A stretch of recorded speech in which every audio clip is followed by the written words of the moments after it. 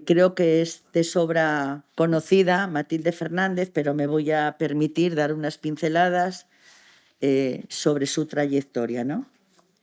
Matilde Fernández Sanz es licenciada en Filosofía y Letras en la rama de Psicología.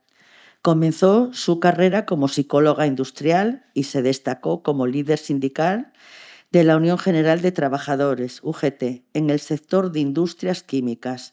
Es una histórica sindicalista, política y feminista española, reconocida por romper barreras de género en el movimiento obrero y por su destacada trayectoria institucional y social en defensa de los derechos de las mujeres.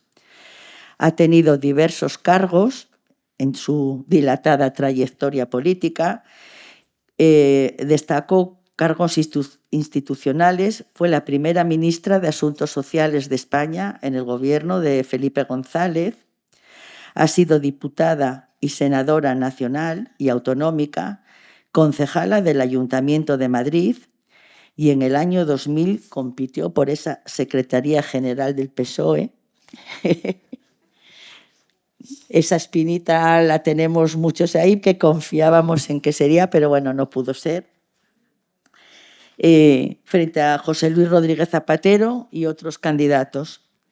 Su labor es social actualmente, es una figura muy activa en el tercer sector, preside el Comité Español de ACNUR y lidera el Observatorio Estatal de la Soledad No Deseada.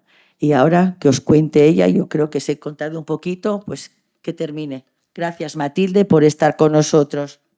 Gracias a ti, José.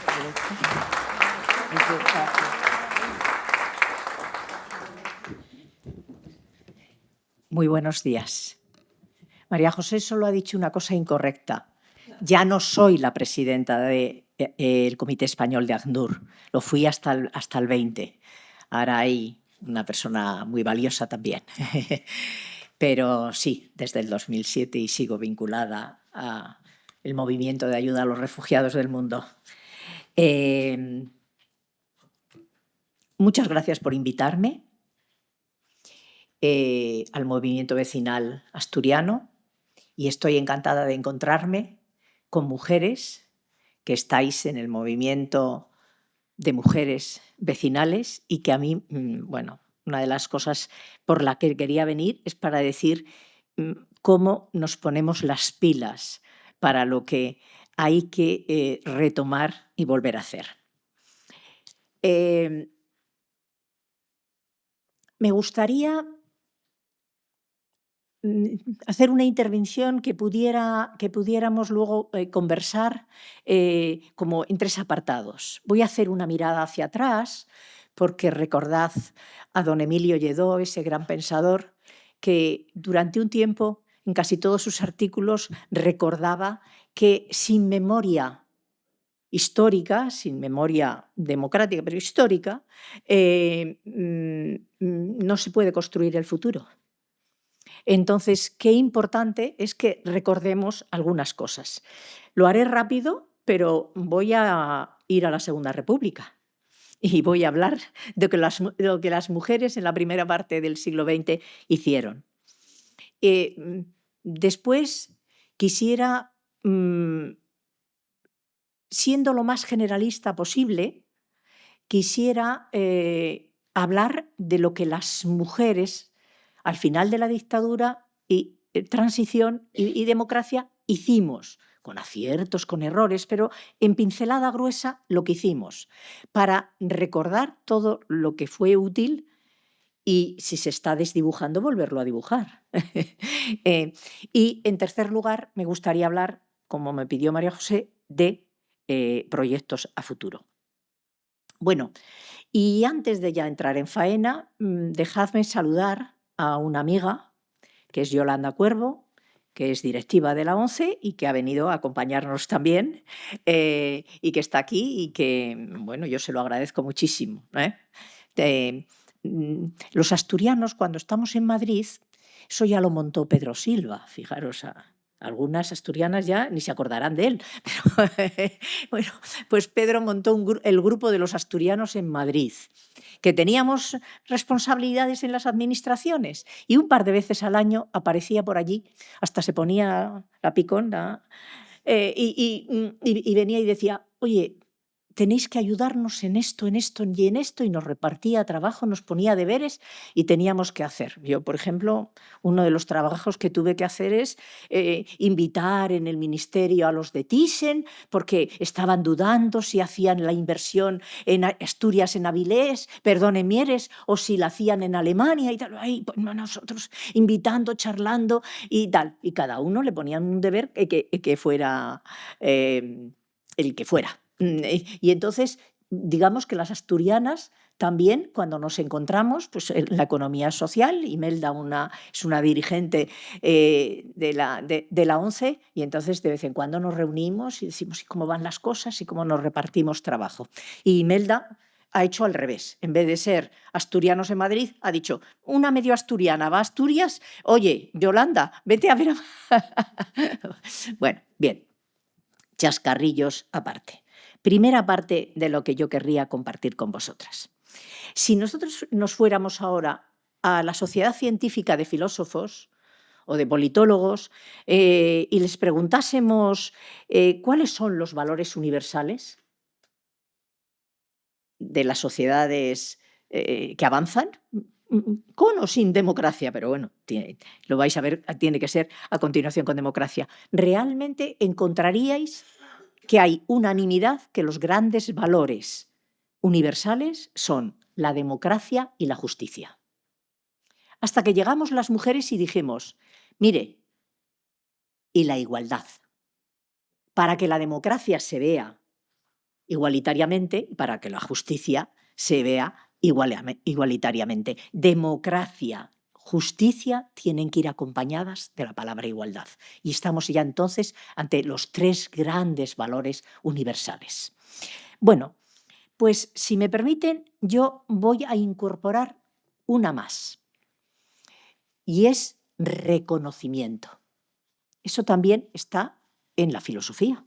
La filosofía y la escuela de Frankfurt, que algunos pues decían que era una escuela muy rojilla, bueno, pues hubo de todo, como todas las grandes escuelas filosóficas, pues tienen ciclos, tienen momentos, pero la escuela de Frankfurt recordó que avanzar en democracia, en justicia, en igualdad, necesita desarrollar el concepto del reconocimiento. El reconocimiento en tres dimensiones. El reconocimiento personal, el reconocimiento social y el reconocimiento legal. Y ahora a esto le vamos a poner mirada de mujeres. El reconocimiento personal, algunas veces las mujeres, cuando hemos visto tanto egocentrismo y tanto narcisismo, de forma especial en los liderazgos masculinos, pues hemos huido de tanto reconocimiento individual. Pero, ojo, reconocimiento individual con la visión de poner en valor algo que se hace para todos. Yo recuerdo un librito que hicisteis, Las mujeres vecinales, reconociendo a mujeres vecinales. Yo no sé si lo hizo solo la Federación de Madrid, y ahí salían mujeres de todos los barrios. Bueno, eso es un reconocimiento individual, pero es un reconocimiento colectivo, ¿no? Bueno, esto es muy importante. Y hacerlo también reconociendo a las mujeres. El reconocimiento legal, pues está clarísimo, es llevar a las leyes aquello que hemos conquistado ya. En general, hombres y mujeres en la calle, en la sociedad, lo hemos reivindicado, lo hemos argumentado y hemos ganado en la lógica democrática de los parlamentos. Pero hay algo que yo, tal vez por la edad que tengo, por lo que me ha tocado vivir, a lo mejor pensáis que es un poco más subjetivo, pero yo doy mucho valor al reconocimiento social. Porque cuando estamos hablando de democracia, de igualdad y de justicia, el reconocimiento social es lo que en Asturias llamamos el orvallo. Es la lluvia fina, es que vayamos cambiando mentalidades de la sociedad. Y las mujeres eso lo tuvimos que hacer para avanzar en esos cambios cualitativos de la democracia. Es decir, las mujeres feministas, últimamente ha habido una distorsión, una pena, pero las mujeres venimos desde la Ilustración, desde la lucha de la Ilustración, y ya sabemos que en aquel tiempo la Ilustración nos llamaba los hijos no deseados de la Ilustración. Los hombres querían que todos los que nacieran fueran hombres, porque iba a ser muchísimo mejor, ¿verdad? Las hijas éramos los hijos no deseados de la Ilustración. Pero atención, la Ilustración fue el primer movimiento intelectual que dejó bien claro que el problema no era de las mujeres, el problema era, ya sabéis, la educación. No estábamos lo suficientemente formadas, no estábamos lo suficientemente preparadas y nos mandaban, y así nos han mandado todo el 18, bueno, desde finales del 18, todo el 19, todo el 20 y lo siguen diciendo algunos en el 21, que se sigan formando, que se sigan preparando. Claro, las mujeres iban diciendo, pero hombre, ¿hasta cuándo? ¿Hasta cuándo ya podemos ir al mismo ritmo y no tenemos que estar en el rinchen y en la escuela, en el rinchi y en la escuela, ¿no? Bueno, y claro, lo que decía la Ilustración es, no, el problema es de una sociedad que tenemos que transformar, cambiar y hacer nueva. Bueno, esto lo digo para tener en cuenta de la mochila que siempre y desde hace tanto tiempo llevamos las mujeres a cuestas. Bueno, las mujeres en nuestro país, de ese trabajo que, ¿para qué os voy a contar? Esa Ilustración, las pioneras fueron las mujeres de clase burguesa, de clase alta, cultas, ricas, que iban desde la literatura, desde el compromiso con organizaciones de desarrollo económico y desarrollo social, iban marcando un camino que luego democráticamente vinieron y vinimos otras a sacar adelante. Es importante, en eso que os he dicho de don Emilio Lledó, hay que mirar hacia la memoria histórica para poder construir futuro, bueno, que el reconocimiento legal de la Segunda República fue la maravillosa Constitución del 31. Y la Constitución del 31 tenía solo 125 artículos y 3 disposiciones, pero tenía una docena de artículos donde hablaba de la igualdad entre hombres y mujeres. Fue el primer momento ilustrado de desarrollo igualitario de nuestro país. El artículo 2 dejaba claro que ante todas las leyes los hombres y las mujeres éramos iguales. El artículo 23 es un artículo casi plagiado por los constitucionalistas del 78, clarísimamente como el artículo 14, ¿no? No puede haber en el marco jurídico ninguna discriminación ni por naturaleza, ni por filiación, ni por sexo, ni por clase social, ni por riqueza, ni por forma de pensar políticamente o forma de pensar religiosamente. Así estaba redactado en la Segunda República. Pensad ahora la redacción más moderna del artículo 14. O tenía un artículo 33 y 34 y 40 que decía que las mujeres tenían derecho a elegir profesión y a ingresar en el sector público. Ahora os pondré algún ejemplo.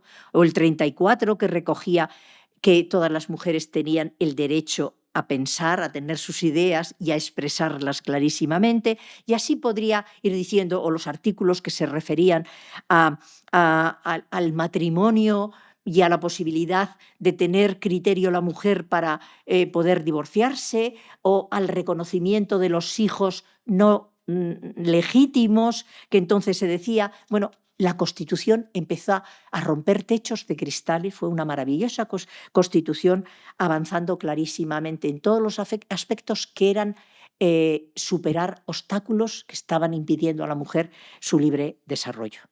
Entonces, en el Parlamento, las pocas mujeres que entonces había hicieron una resolución pasados los 2 primeros años, de qué había supuesto para la sociedad española aquella Constitución.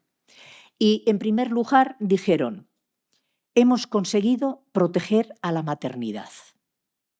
Proteger a la maternidad consiguiendo que las mujeres fueran readmitidas después de ser madres en su puesto de trabajo.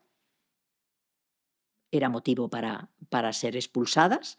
Se consiguió un pequeño seguro, que yo lo estudié un poco y lo leí, y que era 50 euros, 50 euros, ya quisiéramos, 50 pesetas durante unas semanas para los gastos que tuviera ese niño nacido o esa niña y esa familia, ¿no? Para cubrir esos gastos de bebés y madres, y se apuntaron en esa especie de mutua las mujeres porque era abrir la puerta a una seguridad. Bueno, sin entrar en más detalles, fue la ley del contrato de trabajo, que fue romper clarísimamente todas las dificultades que tenía la mujer para acceder al trabajo. Y detrás de esa ley de contrato de trabajo fue el ingreso en el sector público. La ley del contrato de trabajo fue decir, pero ¿cómo es esto de que el contrato lo tiene que firmar el marido? Porque tenían que virarlo normal. Nos podemos remontar a algunas de las que tenemos el pelín ya blanco, nos podemos remontar a los 70, ¿verdad? El permiso, la cuenta. ¿Cómo que hace usted una cuenta sola? Imposible. ¿Cómo puede usted tener un gasto? Imposible. Bueno, todo eso lo resolvió esa Constitución y los y las políticas de la Segunda República. El ingreso en el sector público. Pues os acordaréis de las mujeres de la Telefónica que pudieron entrar, os acordaréis de las taquígrafas del ejército de la Marina, os acordaréis de las mecanógrafas es decir, el gobierno utilizaba la coherencia. Yo hago una ley y la pongo a funcionar donde yo tengo responsabilidad. Coherencia entre lo que se dice, se escribe, se compromete y se hace. Bueno, pues eso fue abrir el mundo del trabajo a las mujeres. La prohibición de la prostitución, fijaros. Luego vendré a deciros por qué mensaje os quiero dejar ahí, que está además en el excelente primer vídeo que hemos escuchado.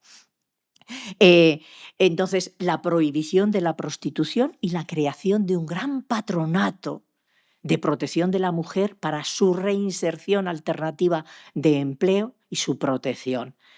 Clarísimamente, esto es algo que tenemos que resolver lo más inmediatamente posible. En mi opinión, es la gran reivindicación de las mujeres desde todos los frentes para convencer a todos nuestros parlamentos de la abolición y la prohibición de la prostitución. Todo lo demás va en contra de los derechos humanos.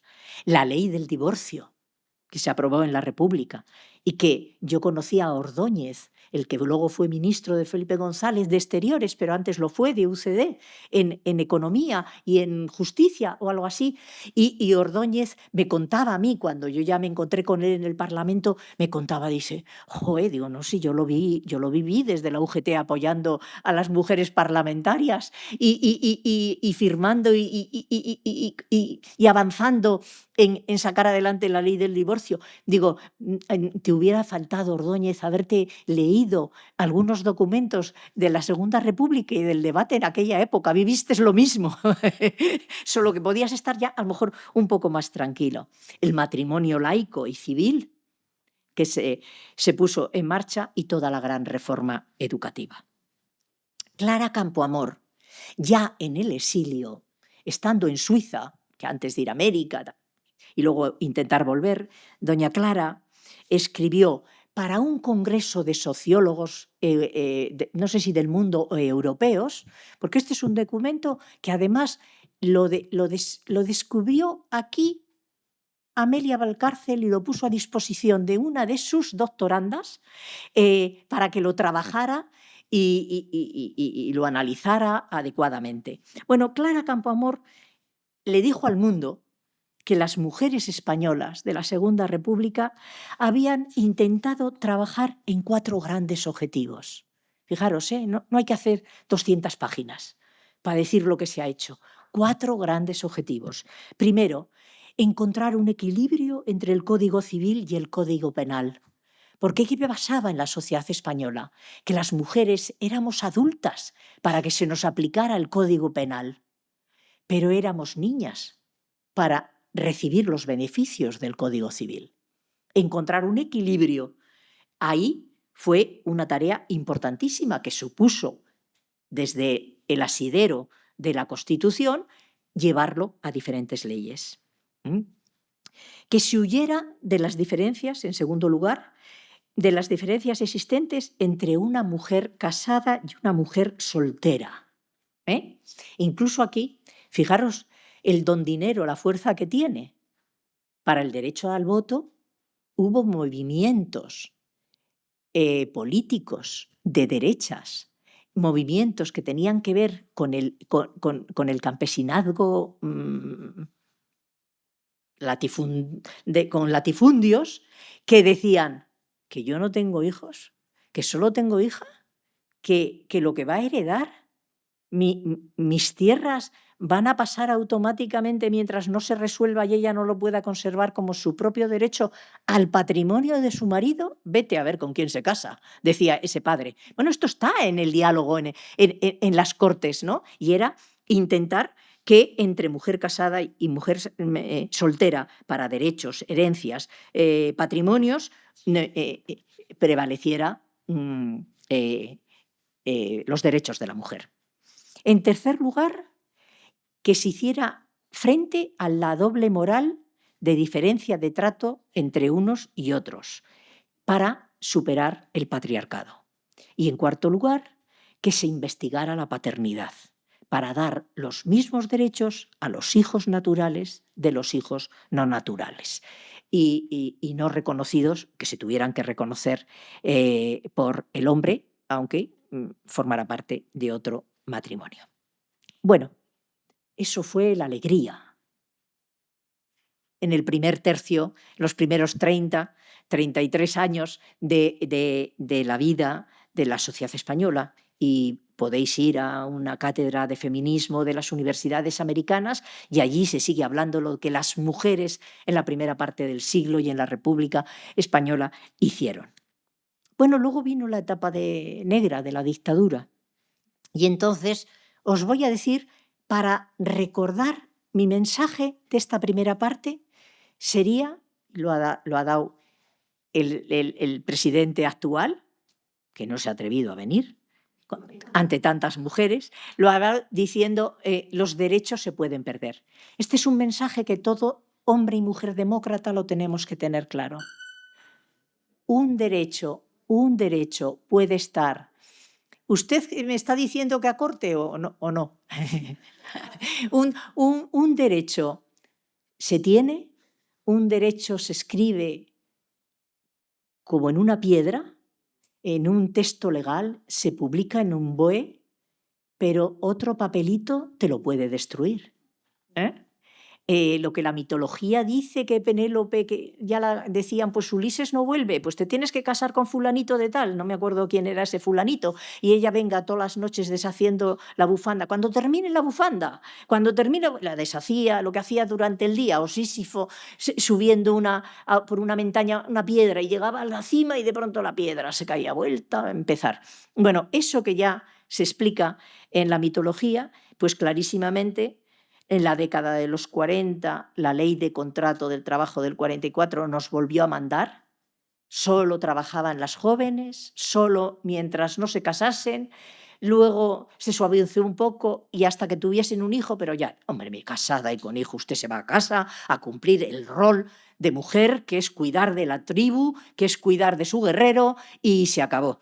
Y eso fue una ley que se desarrolló por la dictadura inmediatamente. En la década de los 50, todos los trabajos prohibidos sobre texto de menores o mujeres. La década de los 60, la Ley de Derechos Políticos y Profesionales y Laborales, que volvía a impedir a las mujeres ser mecanógrafas en el ejército, ser taquígrafas en la marina, estar en todo el sector público. Por eso os lo he querido contar de un lado a otro. la ley del 65, la del 66, donde volvían a aparecer en los textos los roles, los papeles del patriarcado. Esto es de hombres, esto es de mujeres. Y en la década de los 70, fijaros, y algunos de los que estábamos aquí ya estábamos peleando en la calle, en la década de los 60, la Comisión Nacional del Trabajo Femenino, que pasaban por una lupa aquellos puestos que se podían ir posibilitando. Diréis, tiene mucha visión sindical Matilde, pero es la realidad, claro, la emancipación de la mujer viene por muchas vías, pero desde luego por su propia autonomía económica de forma clara. Bueno, tuvo que venir luego ya la democracia, tuvo que venir una nueva Constitución, la del 78, que cumplimos 48 años, y a lo mejor vosotras podéis plantear la mirada de las mujeres vecinales dentro de 2 años y decir, con 50 años de Constitución, yo se lo estoy diciendo al movimiento feminista, a las mujeres de los sindicatos, a las mujeres de los partidos políticos, dice, con 50 años hagamos una mirada poliédrica, sumando miradas para decir qué ha supuesto 50 años de la Constitución del 78. Pero clarísimamente tened en cuenta algo. Como antes os he dicho que el reconocimiento social me parece casi más importante que el legal, casi, por lo que puede ir cambiando mentalidades, dejadme deciros que como ciudadanas demócratas del mundo, como movimiento vecinal del mundo, nosotros nos valdrían en nuestro país la Constitución española y globalmente y mundial la Convención de los Derechos Humanos.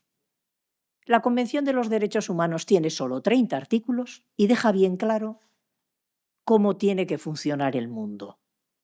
Y de hecho, recordad, si las que de aquí sois juristas, habéis estudiado Derecho, recordad que todas las constituciones que se han aprobado, actualizado o revisado en el mundo después de la Convención de los Derechos Humanos, 40 y tantos, están bañadas de esa convención dentro de la Constitución. La nuestra, clarísimamente. Solo fueron hombres los que estuvieron allí, pero la mayoría de los hombres, y desde luego Gregorio Peces Barba, que capitaneaba esa comisión, era un hombre vinculado a la Convención de Derechos Humanos, y la Convención de Derechos Humanos está impregnada de toda la Constitución española. Yo digo que con esas 2 grandes constituciones, la Constitución del mundo y la Constitución democrática, en este caso de nuestro país, o las democráticas de otros países, podemos ser capaces de avanzar sin necesidad de muchas más herramientas jurídicas. Entendédmelo como brochazo grueso, como idea, tal vez para trasladaros el pensamiento de que las leyes, si no están interiorizadas por la ciudadanía, si no están comprometidas a fondo por la ciudadanía, pues se desarrollan muy lentamente. A veces se meten en el cajón de un despacho, de una mesa. Entonces, esto lo tenemos que tener claro. Las mujeres que luchamos por profundizar en la democracia desde nuestras organizaciones, todas ellas, hemos de tener en cuenta el triple reconocimiento. El reconocimiento a las personas, el reconocimiento social y no solo el reconocimiento legal. Ese que a veces algunos jóvenes ahora nos dicen, y son nuestros nietos o son nuestros sobrinos nietos, y nos dicen, no, si yo ya tengo ese derecho. Y el otro día os voy a poner un ejemplo. Mi calle es peatonal, mi calle en Madrid.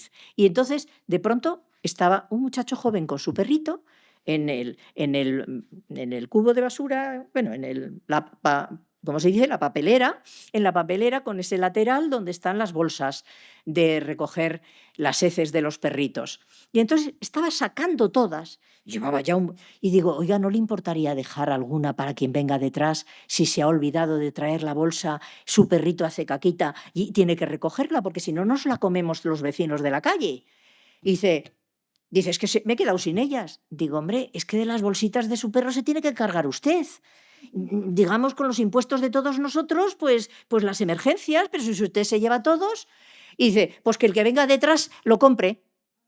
Es decir, no él, no tal. Y yo decía, ¿y yo qué le digo a este muchacho? Yo le digo, siéntate aquí en el banco y charlamos un poco sobre responsabilidades, ¿no? Bueno, bien.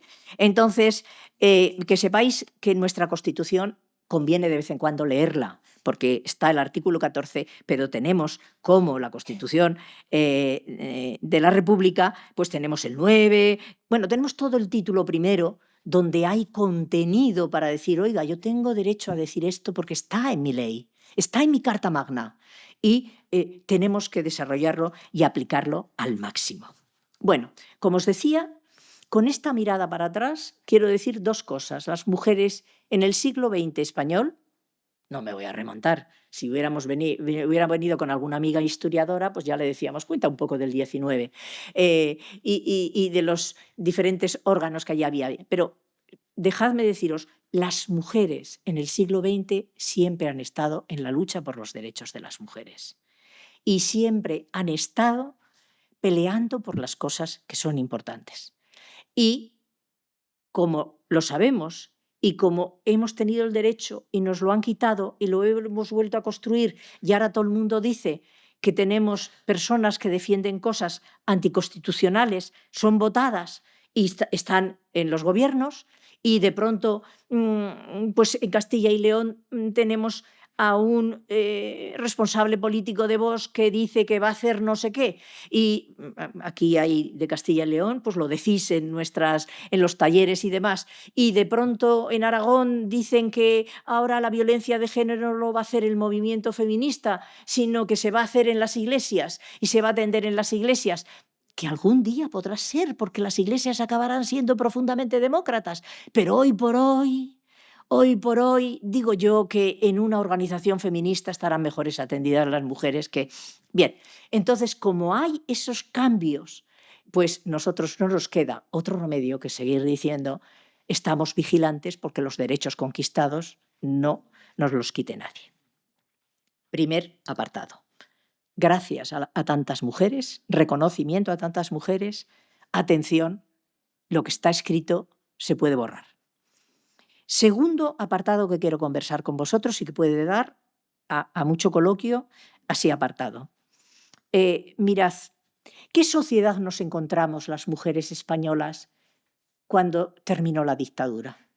O cuando estaba agonizando, o cuando ya vivimos ese periodo que se llama transición a partir del 75, cuando el general murió. ¿Qué nos encontramos? Nos encontramos una sociedad con un gran déficit democrático, pero dicho por los investigadores, por los politólogos, por los sociólogos, por las feministas. ¿En qué consistía ese déficit democrático? Bueno, teníamos unas sociedades autoritarias. Y una sociedad autoritaria, atención, para que lo recordemos, porque hay microsociedades autoritarias, incluso en sociedades democráticas, pues tenerlo muy claro que es que muy pocas personas toman decisiones por todos. Cuando una o muy pocas personas toman decisiones por todos, aunque vivamos en una buena democracia, tenemos que decir, ojo, tú estás perjudicando a esa buena democracia. Y ahí se encuentran siempre más hombres que mujeres. Se siguen encontrando, por aquello de si yo ya estaba. Yo me acuerdo que cuando empecé a luchar por la cuota del 25% y la ganamos, en el último momento, y luego ya fue por todos otros partidos y organizaciones sociales, un poco decían, pero ahora vienes tú, sin experiencia, sin rodaje, con lo que ha costado formar políticamente en democracia en los partidos políticos, y ahora vienes tú, que se vayan los hombres, que se pongan las mujeres. Y digo, ¿y por qué no? ¿Y por qué no? Si tienen un poquito menos de experiencia, pues ya la adquirirán, pero el conocimiento teórico lo tienen y el práctico también. Te voy a contar dónde están. Bueno, nos encontramos con una sociedad patriarcal, donde quedaba claro que todo estaba bajo el dominio del hombre. Una sociedad donde las mujeres teníamos roles predeterminados. Éramos hijas, éramos esposas, éramos madres, no éramos del todo ciudadanas libres. Y aunque esto os puede sonar a qué bien, esto es mediados del siglo pasado, voy a poneros un ejemplo para que penséis cómo tenemos que seguir transformándolo. El otro día se presentó un estudio sobre cuántas personas hay en España, estudio con sus imperfecciones, cuántas personas están siendo cuidadas o cuidados por cuidadores versus cuidadoras informales. Hay 1,5 millones de personas en España cuidadas por 1,600,000 cuidadores que son mayoritariamente cuidadoras informales, que son esas hijas que cuidan de los padres, pero que son esas hijas que cuidan de los suegros, que son esas esposas ya que necesitarían ser cuidadas, que cuidan de un marido todavía un poquito más cascado que ellas. Perdón por decirlo así de coloquialmente, pero fijaros cómo todavía siguen roles predeterminados, aunque nosotros avancemos en el planteamiento de la igualdad. Una sociedad donde no había órganos de expresión democrática y, desde luego, órganos de expresión de las mujeres. Por eso yo una de las cosas que siempre digo cuando hablamos es: a los hombres se lo he escuchado yo eso mucho. Bueno, que se vaya, deja un hueco, ese hueco se rellena. Y entonces las mujeres íbamos diciendo: no dejes el hueco. Si tú no lo quieres ocupar o si tú ya te quieres marchar y descansar, busca a otra para poner en su lugar. Esa es tu obligación democrática, busca una para ponerlo. Pero se lo digo en general a todas las mujeres, hombres, demócratas, digo, pero esta ley no tiene un órgano de participación, esta otra ley no tiene otro órgano de participación. ¿Por qué dejamos que se adormezcan los órganos de participación? Nuestra obligación es tenerlos vivos. Nos ha costado tanto tenerlos que nuestra obligación es tenerlos vivos. Y si una administración intenta adormecerlo, nosotros no. Papel. Hay que hacer una reunión, está pasando esto, hay que decidir sobre esto, hay que opinar sobre esto, no se nos ha consultado sobre esto, es fundamental. Y una sociedad llena de obstáculos al proceso emancipador y una sociedad que intentaba invisibilizar a las mujeres. Este era el déficit democrático de los años 70 y que año tras año hemos intentado cambiar y superar. Luego, otra característica era el dominio del pensamiento mitológico y religioso. Atención, con todo respeto a las religiones. Luego, yo hago mi ranking. Digo, los protestantes son un poco más demócratas que los católicos y somos todos de la rama cristiana. No sé qué, a lo mejor los hindús, a lo mejor no. Con todo mi respeto, yo empecé mi trabajo como voluntaria en Vallecas, en preuniversitario, en sexto y preuniversitario. Había conseguido una beca como hija de trabajadores. La beca me adjudicaba en el colegio no era ningún colegio público, era un colegio religioso, pero yo en sexto y en preu fui a alfabetizar mujeres de la etnia gitana en Vallecas.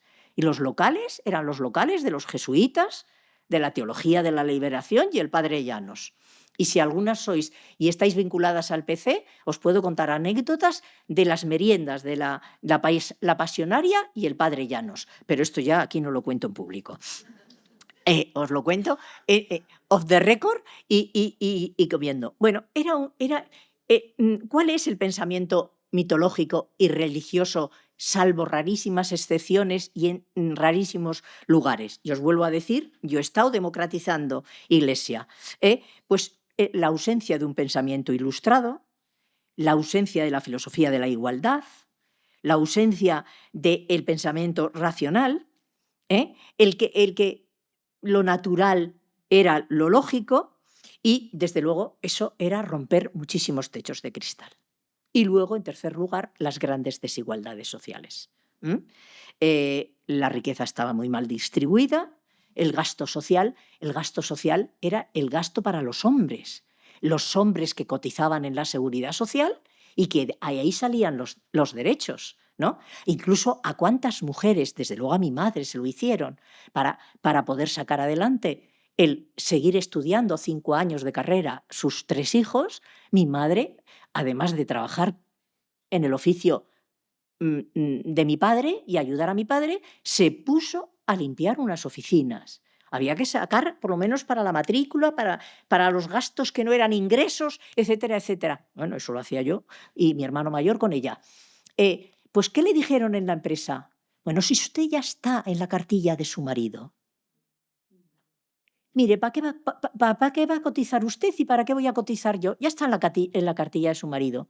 Bueno, esto ni nos enterábamos, ni nos percatamos nosotros. Ya entramos en la universidad, seguí, no sé qué, no sé cuánto, dejó mi trabajo mi madre y de pronto llega la jubilación y dice, no, que usted no tiene derecho a jubilación. Y mi madre, ¿cómo puede ser? ¿Cómo no? He trabajado aquí con tu padre, con tu... Y dice, pues nada, madre, no tienes derecho. Y cuando yo saqué adelante las pensiones no contributivas, mi madre dice, por lo menos es a mí. Digo, pues tampoco, porque tienes casa y tu marido tiene una pensión. Tampoco, hija, eso es para las mujeres que no tienen marido y que no tienen alguien en la familia con pensión.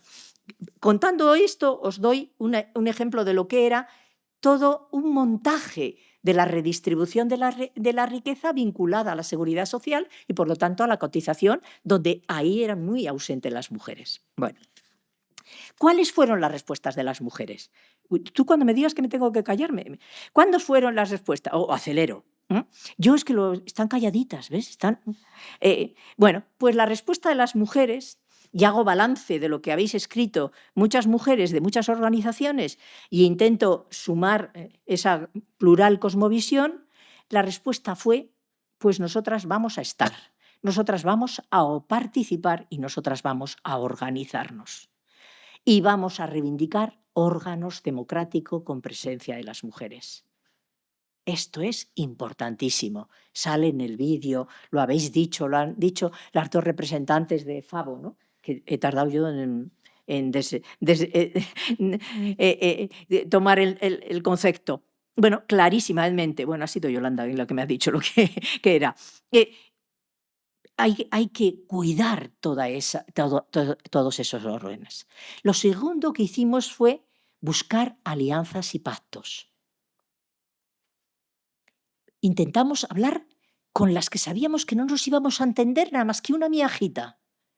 Pero si llegamos a un acuerdo y firmamos un manifiesto para el 8 de marzo, de esa miajita, caminante no hay camino. Buscar acuerdos. Veréis, en ética, en filosofía de ética, hay ahora toda una reflexión que me parece muy importante. Tal vez los filósofos actuales lo plantean. Ahí está Victoria Camps, ahí está Adela Cortina, como estáis las valencianas, sabéis, lo contribuyen ahí, un francés Torralba, que dicen clarísimamente que hay que, en las sociedades actuales, hay que buscar la unión, la suma de, porque esa unión produce fuerza. Y esto lo ha dicho el vídeo. Pero los filósofos añaden una cosa. Esa unión produce más verdad. Y esto cualitativamente es muy importante en democracia. Es que nadie tenemos la verdad absoluta. Podemos creer que nuestro sindicato, que nuestro partido político, que nuestra organización vecinal, que tal, es la mejor del mundo, es la cosmovisión mejor. Mire, es mejor si usted coge además un poquito de esta que es buena, de lo bueno de esta, de lo bueno de esta, de lo bueno de esto, para hablar mejor y defender mejor el interés general. Esto es muy importante en democracia. Y buscamos esas alianzas y esos pactos. Yo os puedo contar anécdotas de dirigirme a gallegas, no me miréis mal, de dirigirme a Fraga, en ese tránsito de Alianza Popular al Partido Popular y decirle, oiga, señor Fraga, ayúdeme que las mujeres no quieren firmar el manifiesto del 8 de marzo y estamos en la transición teniendo que construir. Ustedes llegan a acuerdos, ¿no vamos a llegar nosotros? Y dice, bueno, señorita, esa era una expresión de Fraga, bueno, señorita, veré a ver qué puedo hacer. Y entonces de pronto venía una mujer ya diciendo, bueno, vamos a firmar, pero quita esto y esto. Yo decía, es muy de mínimos, ¿eh? Pero bueno, si para el año que viene conseguimos dar un paso más, se hace. Luego Fraga, por el pasillo del Congreso, del Senado, me decía, me debe una, señorita. Hoy se pregunta, se la pago cuando usted quiera. Ya me lo dirá. Pasado unos años, ¿se acordaba de eso, Fraga?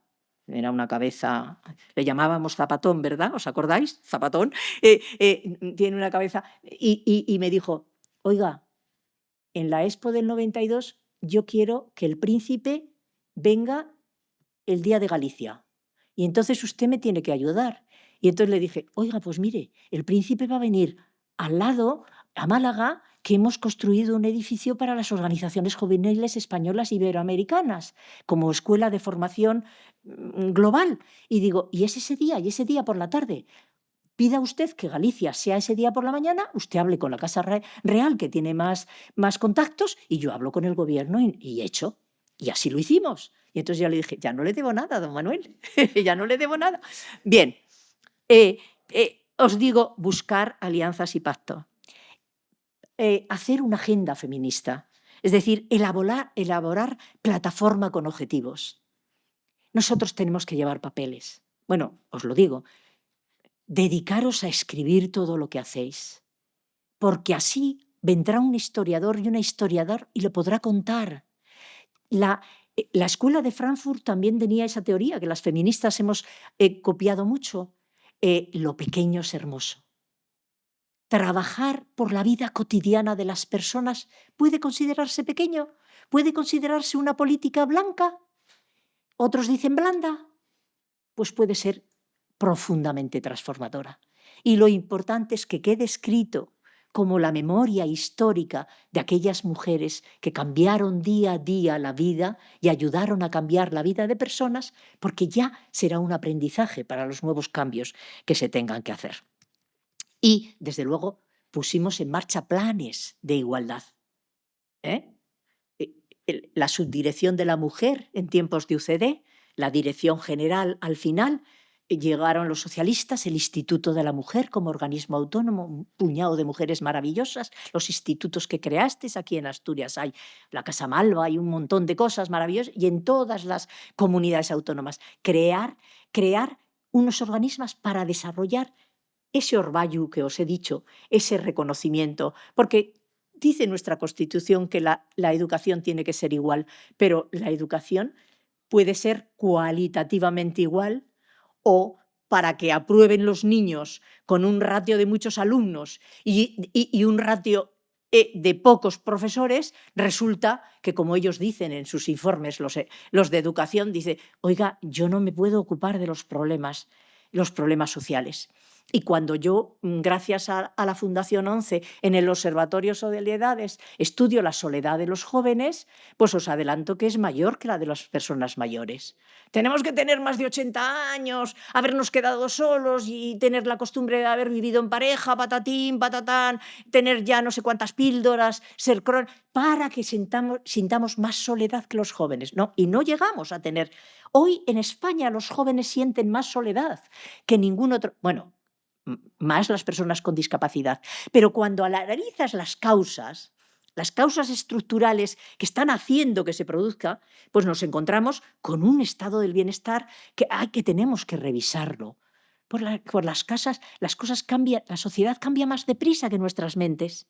Y desde luego más deprisa que las leyes que escribimos. Bueno, eso me recuerda a una cosa que yo digo últimamente, porque os hace reír y hace pensar.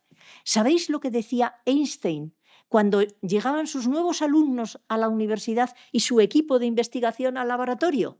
Claro, todos venían diciendo, ay, querido profesor, queremos hacer esto que usted ya hizo, queremos aprender esto otro. Y Einstein decía, pero ¿cómo si hacemos lo mismo siempre vamos a contribuir a producir cambios? Qué importante es. Las mujeres vecinales, las sindicalistas, las políticas, hacer lo que ya se lleva haciendo mucho tiempo acaba no sirviendo. Acaba haciendo que estemos en problemas que no son reales. Entonces, qué importante fue.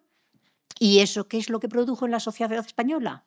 que las mujeres aprendimos a pactar entre nosotros, yo os garantizo que no fue fácil. Que el movimiento democrático de mujeres, que nosotras estábamos antes, que vosotras en política estáis dóciles con los hombres, que nos... Pero pactamos entre nosotras y después ya en democracia dijimos hay que pactar con los hombres porque formamos parte de esos órganos, hay que convencerlos porque hay que ir a pactar con las instituciones. Y veis, ahí vuelve a aparecer el triple reconocimiento, porque hay que reconocer. Yo he oído, y me contestas, María José, si he oído mal. Yo soy muy de escuchar para aprender. Entonces, he oído que el ayuntamiento no os ha ayudado económicamente, pero ha hecho una cosa que tiene que ver con el que os reconozcan en la ciudad de Oviedo. Ha sido esos carteles de publicidad. Hermosísimos. A mí me ha llegado de mis amigas de Asturias, antes que me las mandara María José. y yo lo he mandado, diciendo, ¿veis? Esto hay que hablarlo, esto es un aprendizaje, tenemos que decírselo a todas nuestras administraciones. Oiga, si las mujeres vecinales estamos haciendo algo, que se reconozca, que se sepa, que puede interesarle, que puede llamar a nuestra puerta a alguien para venir. Entonces, qué bien ese reconocimiento individual, qué bien ese reconocimiento colectivo a lo que se hace, qué bien si hubieran podido, si es que no es posible por todo lo que hay, pero aquí ha estado una viceconsejera que está en una consejería donde también está vivienda. Y os voy a decir algo que lo hablaba con una sabia de vivienda de Valladolid, que se lo sabe mucho, del movimiento vecinal. Y es, yo escuché el martes pasado, ya como definitivo, el pacto que la ministra de Vivienda había hecho. Esos 600 millones, que aún sin firmar ya la tesorería estaba mandando a las 17 comunidades autónomas, y yo le decía, felicidades por tu esfuerzo de pacto. A mí esto me parece importantísimo. Gracias, compañera. Pero ahora, y yo como estoy en las cosas de los cambios de la sociedad, pues digo, pero por favor acuérdate que es importante que se hagan viviendas colaborativas, porque ahora quien las hace tiene más dinero, no se puede ir a una vivienda colaborativa, bueno, a lo mejor por cooperativismo algunas personas, pero bueno, es complicado, que se puedan hacer desde lo público, viviendas tuteladas, viviendas intergeneracionales. Hay que diseñar nuevos modelos de vivienda para la sociedad del siglo XXI. Por favor, ministra, ocúpate de esto y tal y cual. Dice, sí, pero por favor, te lo digo y se lo estoy diciendo a todas las organizaciones. Pedid cita a los consejeros de vivienda de las 17 comunidades autónomas. Ir con vuestro trabajo, ir con vuestra experiencia, ir con vuestra documentación, ir con lo que están haciendo en otras partes del mundo. Es decir, algo que se hace, enseguidamente ir a ocupar un espacio. Estar las mujeres vecinales diciendo, desde mi mirada, desde nuestra mirada, necesitamos esto. Bueno, pues dicho esto, yo ¿qué os digo? Que es una tarea importantísima. Ya me voy a la tercera. Dejándoos claro que nosotros tenemos una Constitución, que os podría contar una lista de leyes que salieron a raíz. Yo no he visto a los parlamentarios y parlamentarias trabajar nunca tanto como en los finales de los 70, principios de los 80, haciendo que todas las leyes, el Estatuto del Trabajador, el Código Civil, el Código... todas las leyes pasaran por la mirada del artículo 14.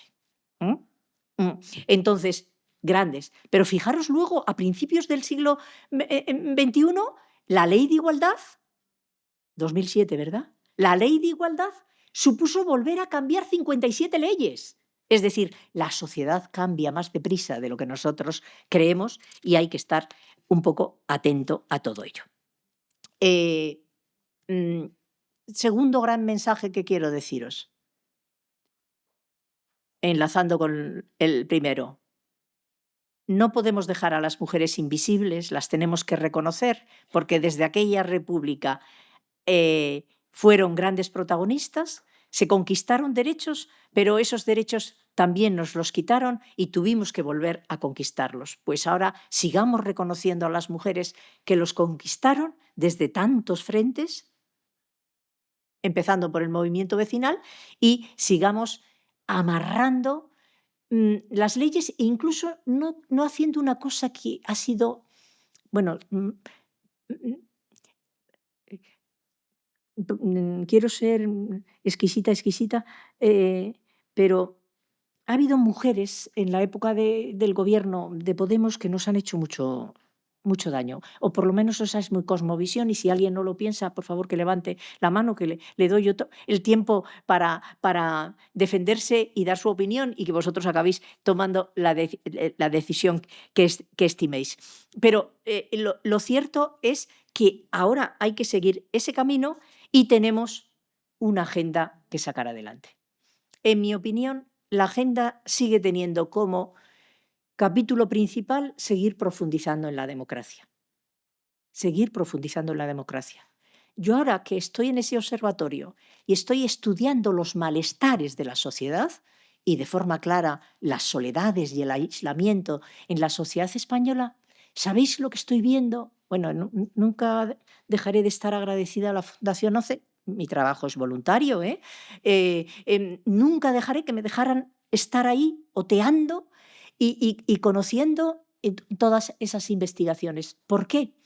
Porque lo primero que se ve es, se ve perfectamente los 4 planos en los que las personas con ciudadanía responsable tenemos que tener claro. El primer plano es que, bueno, hay sociedades de derechos, pero cualquier sociedad de derecho va acompañado de sociedad de responsabilidades. Educaremos mal a nuestros hijos y a nuestros nietos si les decimos esto lo tienes y no le decimos que eso va acompañado de una responsabilidad de cuidarlo o de una responsabilidad de no acumular peticiones. O si miramos para otro lado cuando se frustra por cualquier cosa y coge la perra, ¿no? Y dice, no, espérate, no llores, no, deja de llorar, vamos a sentarnos a hablar y vamos a ver. Es decir, desde la escuela, desde que se nace, desde la escuela, hay que educar en luchar por los derechos y luchar por las responsabilidades. Y por lo tanto hay que educar a las personas a superar las frustraciones, ¿no? A superar las pérdidas. Hay una parte que tiene que ver con educar el yo. Pero el siguiente plano es la comunidad. Me ha encantado lo bien que lo habéis dicho en el vídeo. Es hacer comunidad, es hacer conexiones, es hacer barrio, es hacer contacto. Y por eso yo, cuando empecé a ver en los estudios estos, me dirigí a las asociaciones de vecinos que conocía de Madrid diciendo, por favor, algunos y algunas tienen más edad que yo, que voy a cumplir 77. Y yo decía, bueno, venga, hay que engancharse con los jóvenes, es que tenemos que revitalizar el movimiento vecinal porque tiene que volver a ser actor protagonista en los barrios, actor protagonista fijaros que ahora salen las oficinas de farmacia diciendo yo quiero formar parte del Observatorio de la Soledad y desde mi oficina de farmacia. Y yo inmediatamente digo, bienvenidos todos los actores, pero los clásicos, los que se lo saben, el movimiento vecinal, las grandes organizaciones sociales, hay que darles especie porque necesitamos producir. Los americanos tienen un libro, ya sabéis que Obama creó la poca salud pública que hay en Estados Unidos gracias a los militares del ejército. Cuando volvían de sus misiones, puso en marcha para reforzar y corregir un poco las desigualdades. Y tienen un libro sobre la necesidad de recomponer conexiones. Y lo cuentan como lo cuentan los americanos, muy de la vida cotidiana. Y decían, nosotros seguimos teniendo que poner en valor que esos viejos vecinos, cuando un nuevo vecino llega al barrio, se va y se le lleva un donus. Bueno, una rosquilla hecha por ellos, ¿no? Y es decir, aquí estamos, bienvenido, si necesita algo. Uy, ojalá tuviéramos eso en toda España y en todas las comunidades de propietarios. Pero eso es valiosísimo. Pero otra cosa, decían, si de pronto, porque ya no hay niños, se cierra una escuela, ahí se pierden muchas conexiones.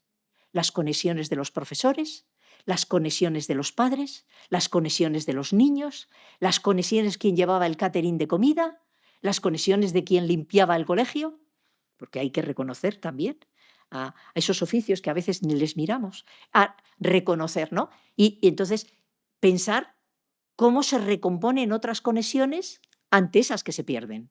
Esto es como lo explican los americanos para hablar de comunidad. Los europeos hablan de comunidad porque su cultura cristiana, si queréis, su cultura protestante, hablar de comunidad y ya adquirida por todos. Y yo suelo decir hacer barrio. La lucha contra la soledad, contra la tristeza, contra la gente que se queda sin casa, todo eso es hacer estructuras de solidaridad, estructuras de contacto y aprovechar la energía, el conocimiento, la sabiduría, la sede de cada uno de nosotros y ponerlo en común, hacer esa red. Lo tercero que se ve es que el estado del bienestar que ha creado Europa se va quedando viejo. Acordaros de Einstein. Si hacemos siempre lo mismo, no cambiamos lo que sea necesario cambiar. Entonces, pues resulta que en mi época de gobierno, yo intentaba, como vieja sindical, hacer también keynesianismo y decía que hay que hacer órganos de participación de las personas mayores. Vamos a hacer el centro de los jubilados, el centro de los mayores. Pues en el siglo XXI hay que desandar un poco ese camino. No digo que desaparezca, sino en que hay que trabajar más en hacer centros comunitarios, en recuperar aquello que decíamos que se podía poner una sede pública para ser el hotel de asociaciones y estar todos juntos e intercambiarse apoyos y conocimiento. Hoy, para hacer comunidad, para aprovechar los recursos de un estado del bienestar que tiene que ir cambiando, dotarlo de centros comunitarios es más importante que decir las mujeres aquí y en general, y si son víctimas de violencia de género, otro chiringuito. Perdona que lo diga así, me estáis entendiendo en positivo por el silencio que hay. Y los jóvenes, otra cosa aparte. Pero si los jóvenes se dedican a cooperación al desarrollo, otra cosa aparte. Y el movimiento vecinal aparte y a ver qué espacio le dejamos. Y los sindicatos, otra cosa. ¿Y por qué no nos sentamos todos juntos, igual que las mujeres pactamos y cada una pensábamos de forma distinta y veníamos de culturas muy distintas? ¿Cómo no nos sentamos a introducir el acuerdo entre nosotros? Y yo me cubro esto, tú cubres esto. Si yo tengo en este barrio esta asociación de vecinos, a lo mejor no se tiene que poner una sede de la Cruz Roja, ni una sede de Cáritas, ni una sede de la ONCE, pero si la ONCE tiene una sede y un salón de actos, ¿por qué le voy a pagar a un hotel si a lo mejor puedo llegar a un acuerdo de ayuda mutua? Y entonces intentamos rentabilizar al máximo. El estado del bienestar hay que revisarlo en el futuro para que la inversión sea de recursos humanos.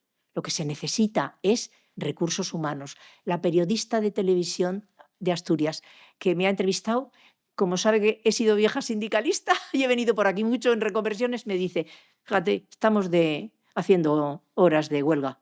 Digo, anda, ¿y qué ha pasado? Y dice, pues es que seguimos siendo no fijos y llevamos aquí un porrón de años. Digo, bueno, pues si os podemos ayudar. Es decir, hay que ver cómo intercambiamos, pero realmente el estado del bienestar que se necesita en Europa y que le demandan a los socialdemócratas que lo desarrollaron durante muchos años desde después de la Segunda Guerra Mundial, es un estado de bienestar donde, la inteligencia, que no es inteligencia, que es acumulación de conocimiento artificial, podrá resolver los trabajos más sencillos, ¿no? Administrativos, pero todo lo cualitativo,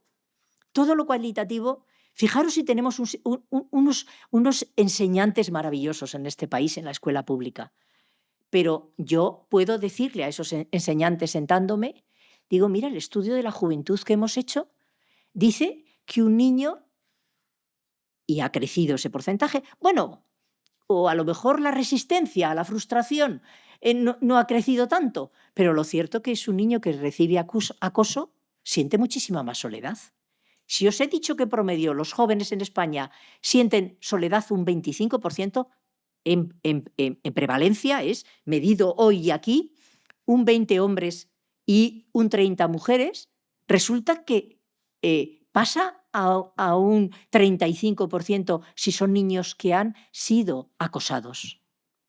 La escuela tiene que tener herramientas cualitativas para erradicar el acoso. Pero cuando estudias qué más factores que tienen que ver con el Estado social de derecho español están fallando, es que un niño que aunque haya nacido en España, por el color y la tez de su piel se ve que su padre o su madre no ha nacido en España, siente más soledad. Déficit de inclusión. Es que un niño con discapacidad, cuando aquí el movimiento de discapacidad de España, liderado por la ONCE, trabajó por la inclusión, por dejar los mínimos centros escolares cuando se trata de un niño o una niña con una discapacidad muy profunda y el resto era integrarse en la escuela y disponer de herramientas, es que llega a un 50% el sentimiento de soledad, que se mantiene en el puesto de trabajo, después del esfuerzo que se está haciendo por integrar laboralmente a las personas con discapacidad. Yo recuerdo de Suecia que decía, tenemos pleno empleo de los hombres, vamos a por el pleno empleo de las mujeres, después por el pleno empleo de las personas con discapacidad y después por el pleno empleo de las minorías. Y mirábamos a Suecia, a Olof Palme y decíamos, ese camino es el que hay que seguir en nuestra joven democracia. Bueno, pues después de ese esfuerzo, no notan la integración, no notan la inclusión y en el mundo del trabajo igual. Es que un niño que sus padres no llegan a fin de mes siente más soledad en la escuela.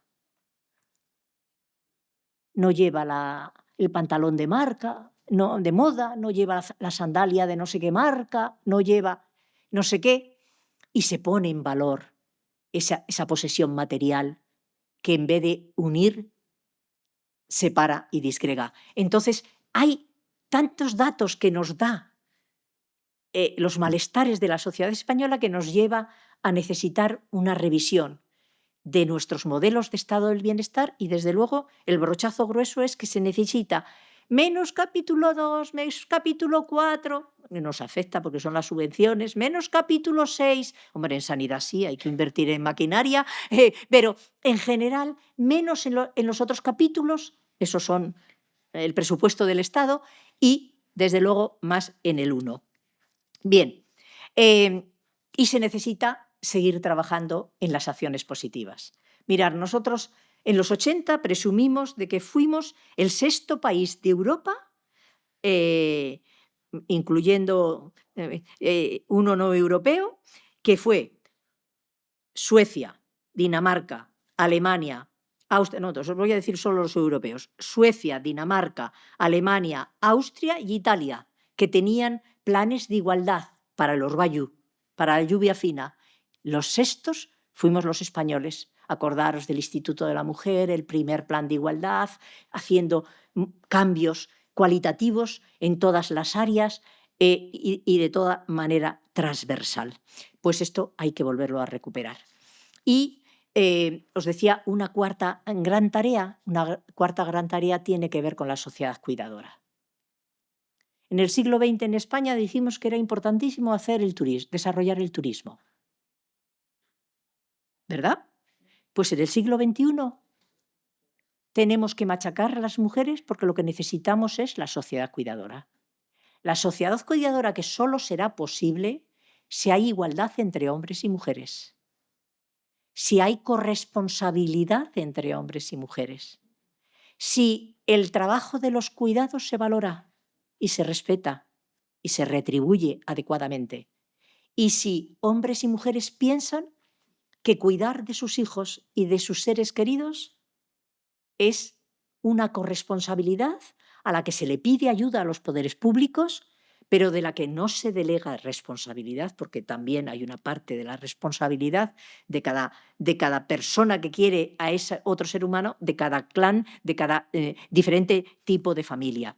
Eso es importantísimo. Y importantísimo es no renunciar a todas las estructuras democráticas, y importantísimo es que aquellas cosas que nos hemos marcado como rumbo, que están en los 17 ODS y por lo tanto los 17 ODS ya sabéis que en general solemos decir que se concluyen en 3, esto como los mandamientos, de 10, 2 importantes, pues mira, de los 17 objetivos, en el fondo son 3. 1, cuidar a las personas en el planeta. 2, cuidar al planeta.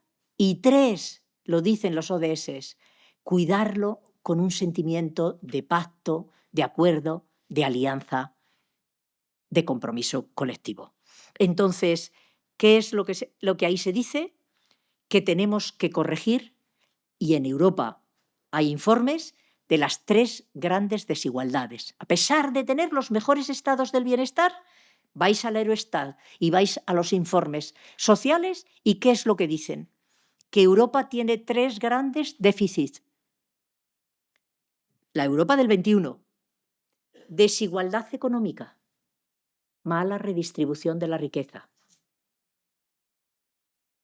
Ahí hay que contribuir a pensar ideas, propuestas, no solo decir que paguen más los que tienen, sí, pero esto vamos a rellenarlo bien de datos concretos para no asustar a nadie, de pasitos concretos, desigualdad económica, desigualdad entre hombres y mujeres, que sigue siendo, mirad el ejemplo que os he contado, ¿quién cuida? ¿No? Cuando estamos diciendo que queremos una sociedad de los cuidados. Desigualdad, o cómo arrastramos la mochila de aquello que decía el patriarcado. Usted para esto y el hombre para esto. Desigualdad entre hombres y mujeres y desigualdad entre generaciones. Sé que está vista mucho con el tema de la vivienda y la dificultad de la vivienda. El mundo ha cambiado mucho, pero desigualdad. En España a veces nosotros añadimos en esos foros europeos la desigualdad entre territorios. Cómo tenemos que hacer el esfuerzo porque haya más igualdad entre los diferentes territorios. Entonces, realmente nuestra ruta, hacia dónde tenemos que ir, es a seguir visibilizando la igualdad, que junto con la democracia y la justicia, que os decía al principio, son las grandes virtudes de las sociedades que profundizan en democracia. Lo segundo es seguir visibilizando a las mujeres su compromiso, sus hechos y rompiendo todos los techos de cristal que sean necesarios. Y eso implica romper todas las brechas que hay en el mundo del trabajo, en el mundo de la economía y en el mundo de las responsabilidades, que clarísimamente tenemos que cambiar mentalidades para que la corresponsabilidad entre hombres y mujeres forme parte de la vida cotidiana. Y, mientras tanto, hagamos cosas. Voy a poneros un ejemplo del mundo del trabajo. Yolanda, con todo lo que trabaja la ONCE con el tema de la integración de las personas con discapacidad, con fondos europeos, por cierto, que están en peligro. Dejadme deciros una cosa. Yo cuando fui dirigente de la química y de la energía, que luego fue además de la energía, aunque ahí había tantos hombres que mandaban en grandes empresas, que poco más o menos, que decían, tú no te preocupes de nosotros, que nosotros nos autogestionamos. Yo decía, os tengo que vigilar. No me os hagáis corporativistas con eso de que detrás de Iberdrola o Fenosa no se tiene que meter nadie. Bueno, me entendéis. Entonces, ¿qué quería deciros? Y el tema del trabajo, no, era el tema de las responsabilidades. Matilde, tienes 77 años casi, ya te cansas de hablar. No, espera. Sí, no, tenía... Sí, no, sí era... No, que fui a Suecia. Como sindicalista yo había tenido mucho contacto con la LO, que es el sindicato mayoritario de Suecia.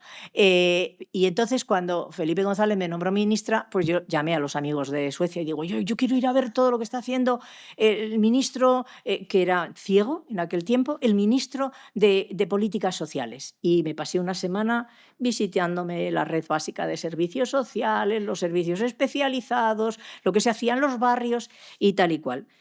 Aprendí, la verdad, mucho ahí. Y una de las cosas que aprendí es que en Suecia, por ejemplo, cuando un funcionario quiere pasar a un nivel superior, que tiene todo el derecho del mundo, pues gana su puesto, pero tiene que ser informada de quién va a sustituirle.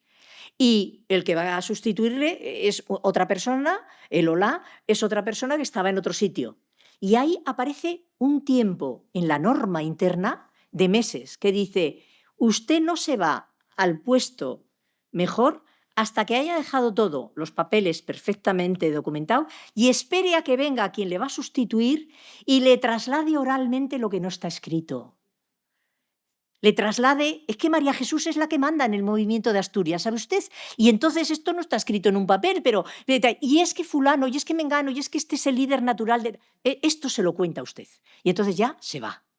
Y antes de venirse, usted se lo ha tenido que contar a otra persona que ha venido a ocupar su puesto. Bueno, eso lo aprendí, pero vi en el mundo del trabajo una cosa y dije, caray, los suecos ricos. Mira, agrupaban a las mujeres que estaban buscando trabajo, ya me ha venido bien la idea, agrupaban a las mujeres de 10 en 10.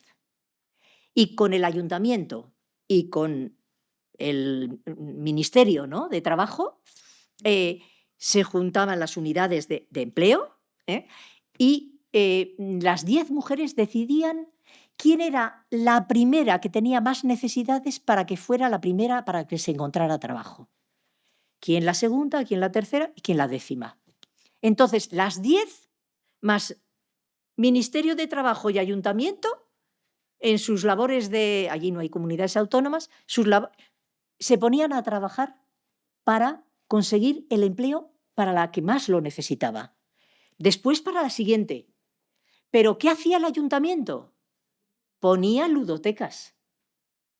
No es una estructura tan complicada. Ludotecas. ¿Para qué?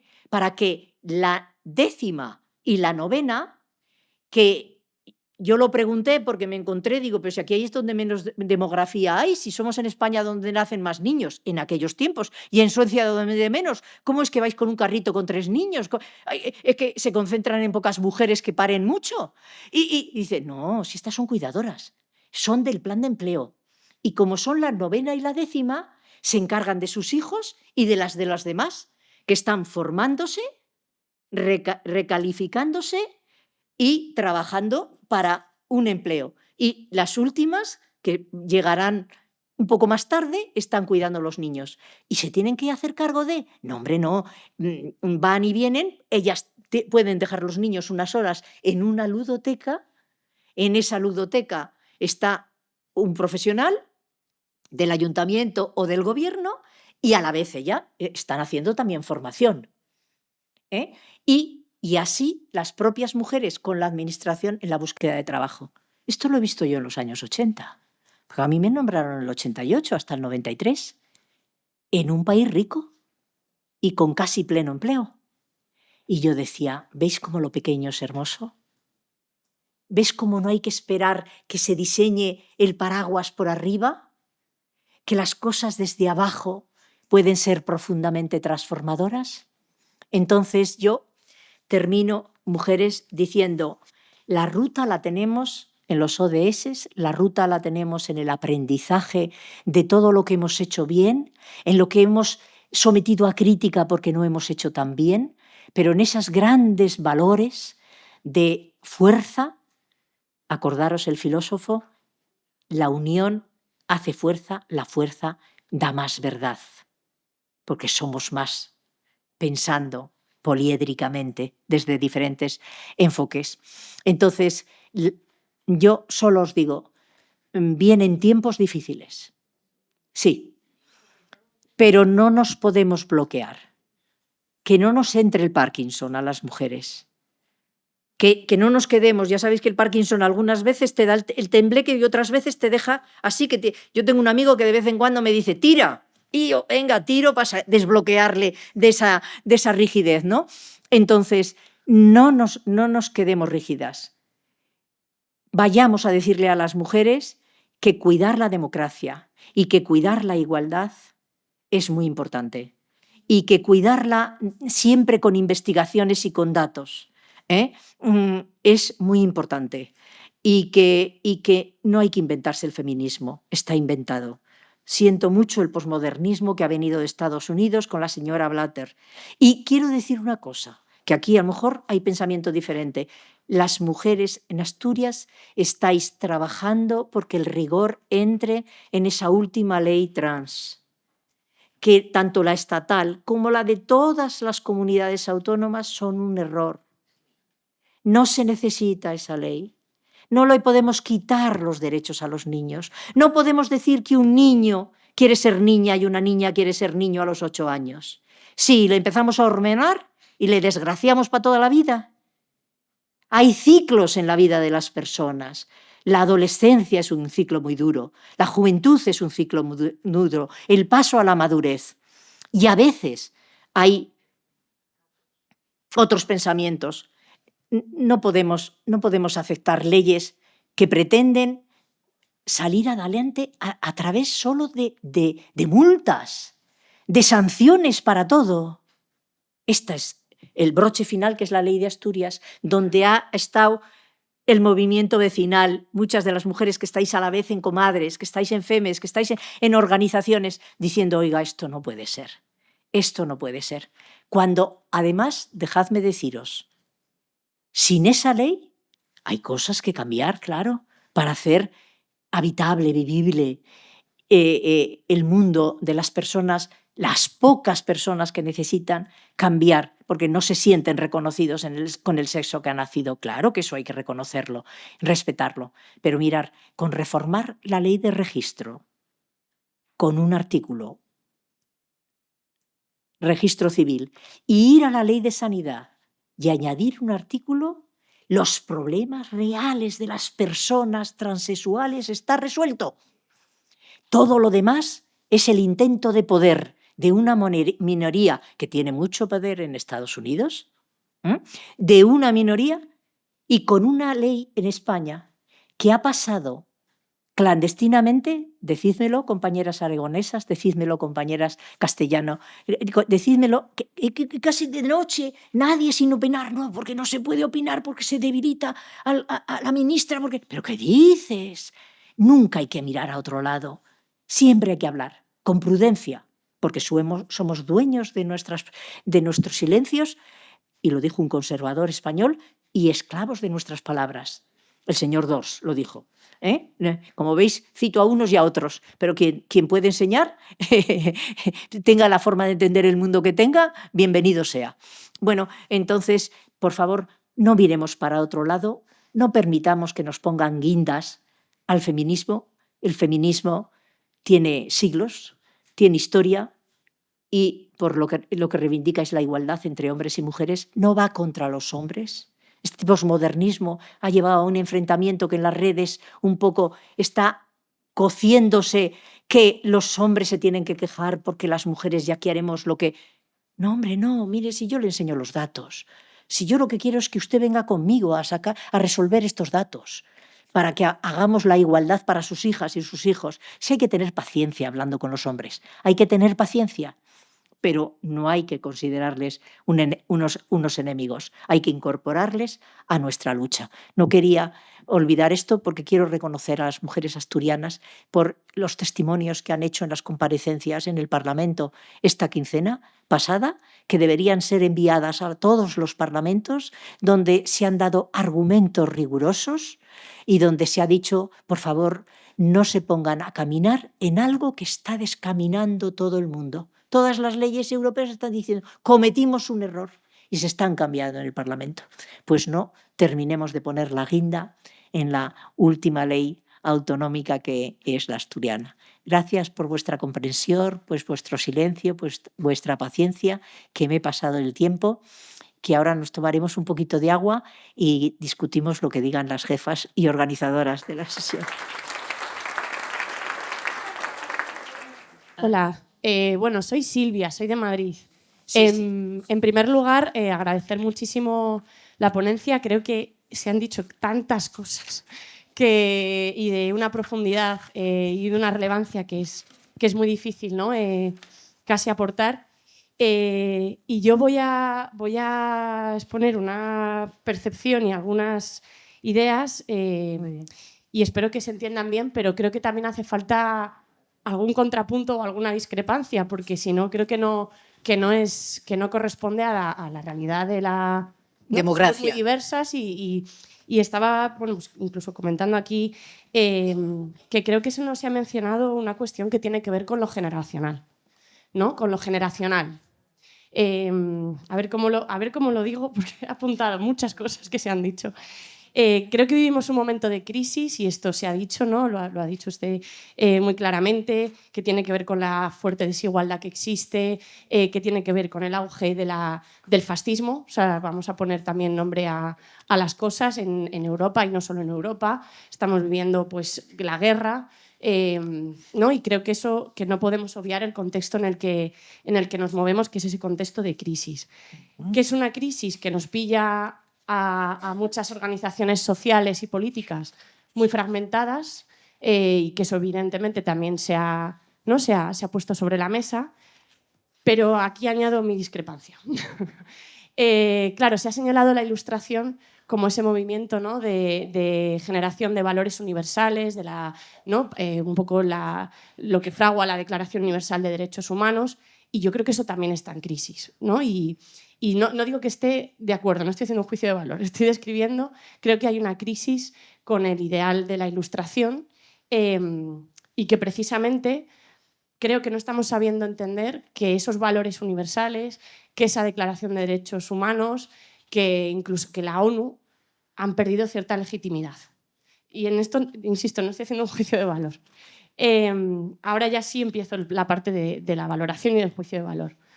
Creo que son herramientas, ¿no? Porque decía, la Constitución, la Declaración de Derechos Humanos están ahí, hay que recuperarlas, son nuestras herramientas, ¿no? para conservar la democracia. Claro, pero es que tenemos un problema, y añado un término, que muchas veces no tenemos el mismo concepto sobre qué es la democracia, sobre qué es la justicia, sobre qué es la igualdad, y aquí discrepamos.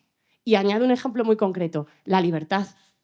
¿No? La Declaración Universal de Derechos Humanos habla de la libertad, la Constitución española habla de la libertad, pero es que la libertad se puede entender en un sentido neoliberal, y soy de Madrid, que es el lema del Partido Popular de Madrid, la palabra libertad, o se puede entender en un sentido casi marxista, de no puede haber libertad si no hay igualdad y equidad material, ¿no? Si la gente no puede hacer un proyecto de vida en unas condiciones materiales de igualdad, un acceso a los servicios públicos, un acceso a la universidad, a la sanidad pública digna y de calidad. Claro, hablar de libertad, o sea, pongo este ejemplo concreto, ¿no? Pero hablar de democracia, hablar de justicia o hablar de igualdad en términos universales a mí me parece complicadísimo a día de hoy, porque existe una pugna por el significado. Estoy diciendo muchas cosas, no quiero, pero bueno, creo que se está entendiendo. Entonces, claro, ¿qué nos encontramos? Pues que incluso el feminismo entiende cosas diferentes por democracia, por libertad, por reconocimiento, por sujeto, ¿no? Que no es el paradigma de la Ilustración, es otro, que lo ha dicho al final, ¿no? Es más posmoderno, quizá. Y yo planteo una pregunta. O sea, no creo que haya que enfrentarlo. Yo personalmente no creo que haya que enfrentarlo. Porque, claro, hablamos de la unidad, ¿no? De la importancia de... Claro, podemos buscar la unidad porque nos identificamos en el significado, y creo que no es el caso, y que nos estamos dando contra una pared. O podemos buscar la unidad reconociendo la diversidad en la forma de ver el mundo. Y esto, por ejemplo, sí que creo que incluso el pensamiento decolonial o el pensamiento antirracista lo ha puesto de manifiesto, ¿no? Voy a poner un ejemplo desde mi humilde conocimiento del mundo latinoamericano, que es muy humilde. Pero, no sé, yo pienso, por ejemplo, en la Constitución boliviana, que reconocía la democracia de los pueblos indígenas, formas diferentes de entender la propiedad de la tierra, formas diferentes, ¿no? Lo comunal. Entonces, ¿se puede generar una unidad reconociendo diversidad de modelos, de formas de ver el mundo, de visiones sobre los conceptos, sobre... Y yo creo que eso quizás es un poco a lo que podemos aspirar, no tanto a un universalismo ilustrado, sino a una unidad de acción, reconociendo que ahora mismo es muy difícil que vayamos a ponernos de acuerdo en esa forma de ver el mundo de una manera radical, no sé cómo explicarlo. Entonces, claro, la Ilustración hay que reivindicar, y yo, vamos, o sea, el pensamiento crítico, que más que someter a la razón a su propio tribunal, ¿no? Que diría Kant, que más que someter nuestra propia forma de ver el mundo, nuestros paradigmas, nuestra cosmovisión, que más que someterlo a la crítica. Yo, o sea, quiero decir que estoy haciendo también un poco, no todo lo que estoy diciendo quizá lo diría en otro foro o en otro espacio, ¿no? Yo, por ejemplo, cuando doy clase en el instituto, yo hablo de los derechos humanos y me lo creo a pies juntillas porque creo que es el lugar, ¿vale? Pero aquí creo que es otro espacio y otro foro y creo que sí se puede añadir esta crítica, ¿no? Entonces, sí que me gustaría ver o preguntar o hablar o yo qué sé, aportar esta reflexión sobre si quizás esa forma de ver el mundo tan de los valores universales, de la Declaración, de la Constitución, ha caído en crisis. Pongo un ejemplo más y con esto ya me callo, que no quiero monopolizar la palabra, perdonad. No, Se preguntaba sobre, ¿no? Por ejemplo, decía, hay que ocupar los espacios de representación, porque si no estamos, no, un poco lo que si no hacemos política la van a hacer por nosotros. Pero es que para una persona joven también es muy difícil hacerle ver que esos espacios de representación son útiles. Y habla de la vivienda. A las asociaciones vecinales nos marean, nos llevan de un lado para otro, a gente voluntaria, que en su tiempo libre dedica a hacer política como buenamente puede. Claro que abandonamos espacios de representación. Es que hay una crisis del sistema político español grandísima. Y gran parte de esa crisis la está capitalizando partidos como Vox o como Se acabó la fiesta, lo decíamos ayer por la noche. Es que los jóvenes también sienten ese descontento. Es que no se sienten que esa política está siendo útil. Entonces yo no creo que mantener una postura conservadora reconociendo todos los derechos, valores, quiero decir, la transición, la lucha por la democracia, pero que quizás si no somos un poco empáticos con esa crisis y con esa crítica al sistema que hace la juventud también y que se está capitalizando por otros lugares, porque a los jóvenes no es que no les interese la política, están haciendo política, pero la que no nos interesa.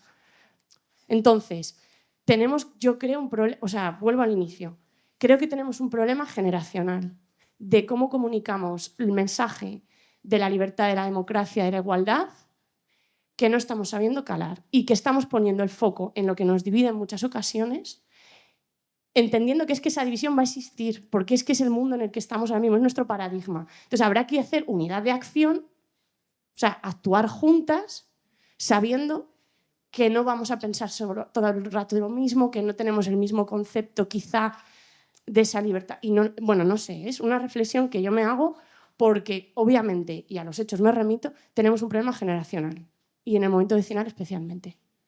No creo que sea el único, porque en el sindical igual existe una fragmentación brutal de los movimientos sociales, la plataforma de la plataforma de la plataforma, y somos todas las mismas en los mismos espacios, pero evidentemente yo sí creo, y en esas mi discrepancia y se la planteo abierta, que quizá tenemos que intentar comunicar esos valores, de otra manera, para que no, porque creo que no es el lenguaje de la juventud.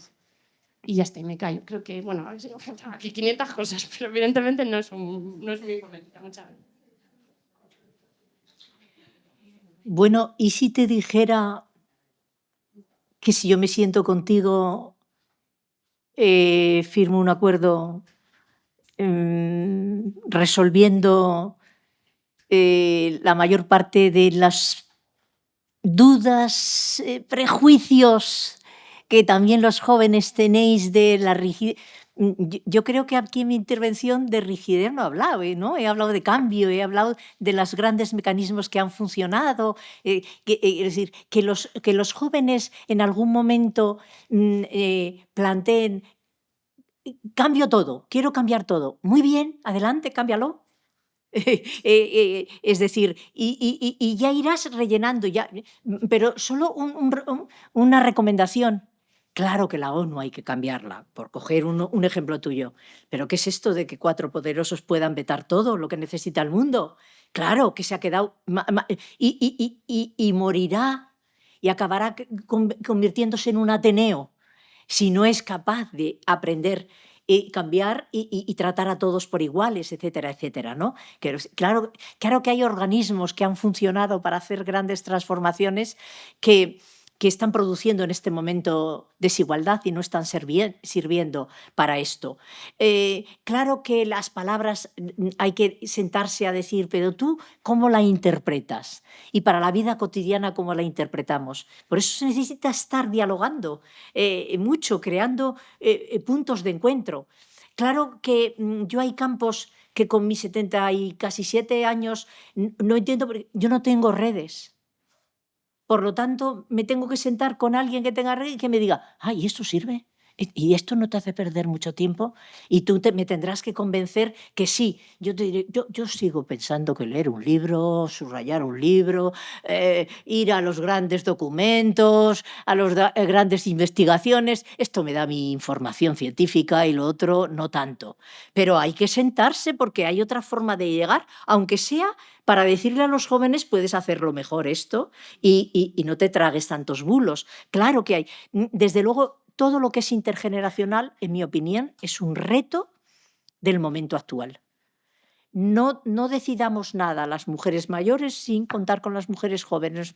No decidamos hombres y mujeres mayores sin contar con jóvenes. Entre otras cosas porque vais a dirigir el planeta y el mundo.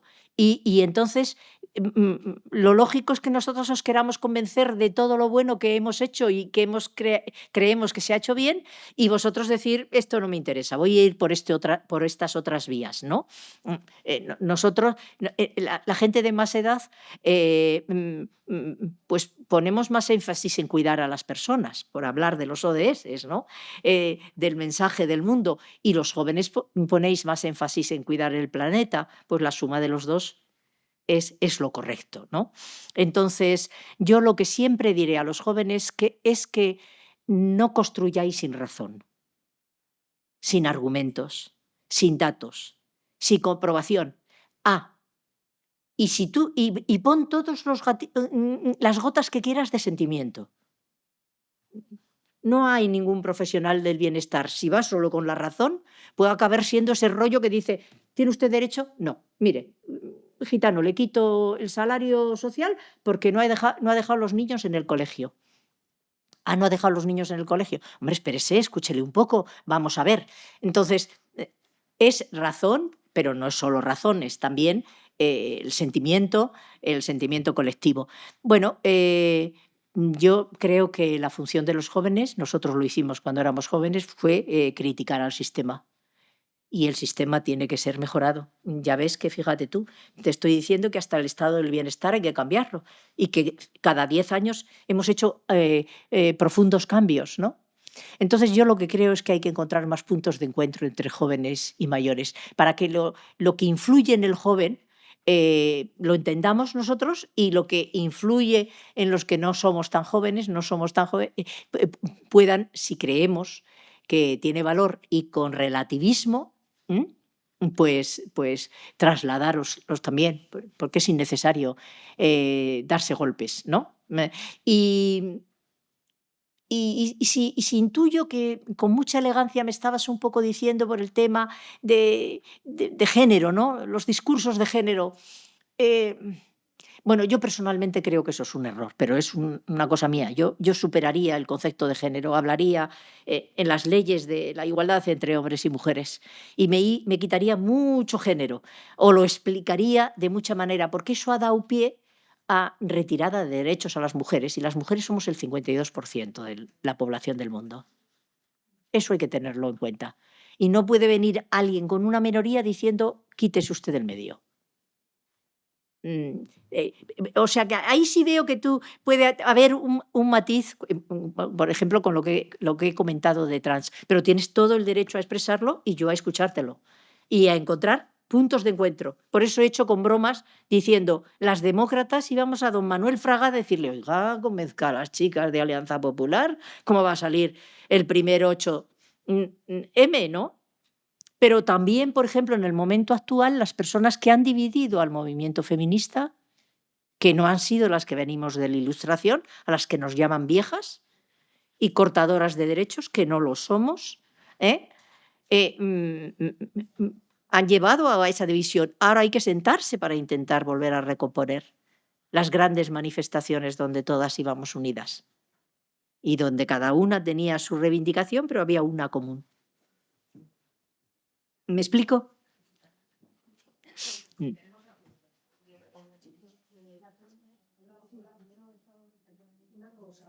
Pero perdón, mientras enchufas, pero como va a haber 2 talleres y uno tiene que ver con la juventud, un reto importante del taller es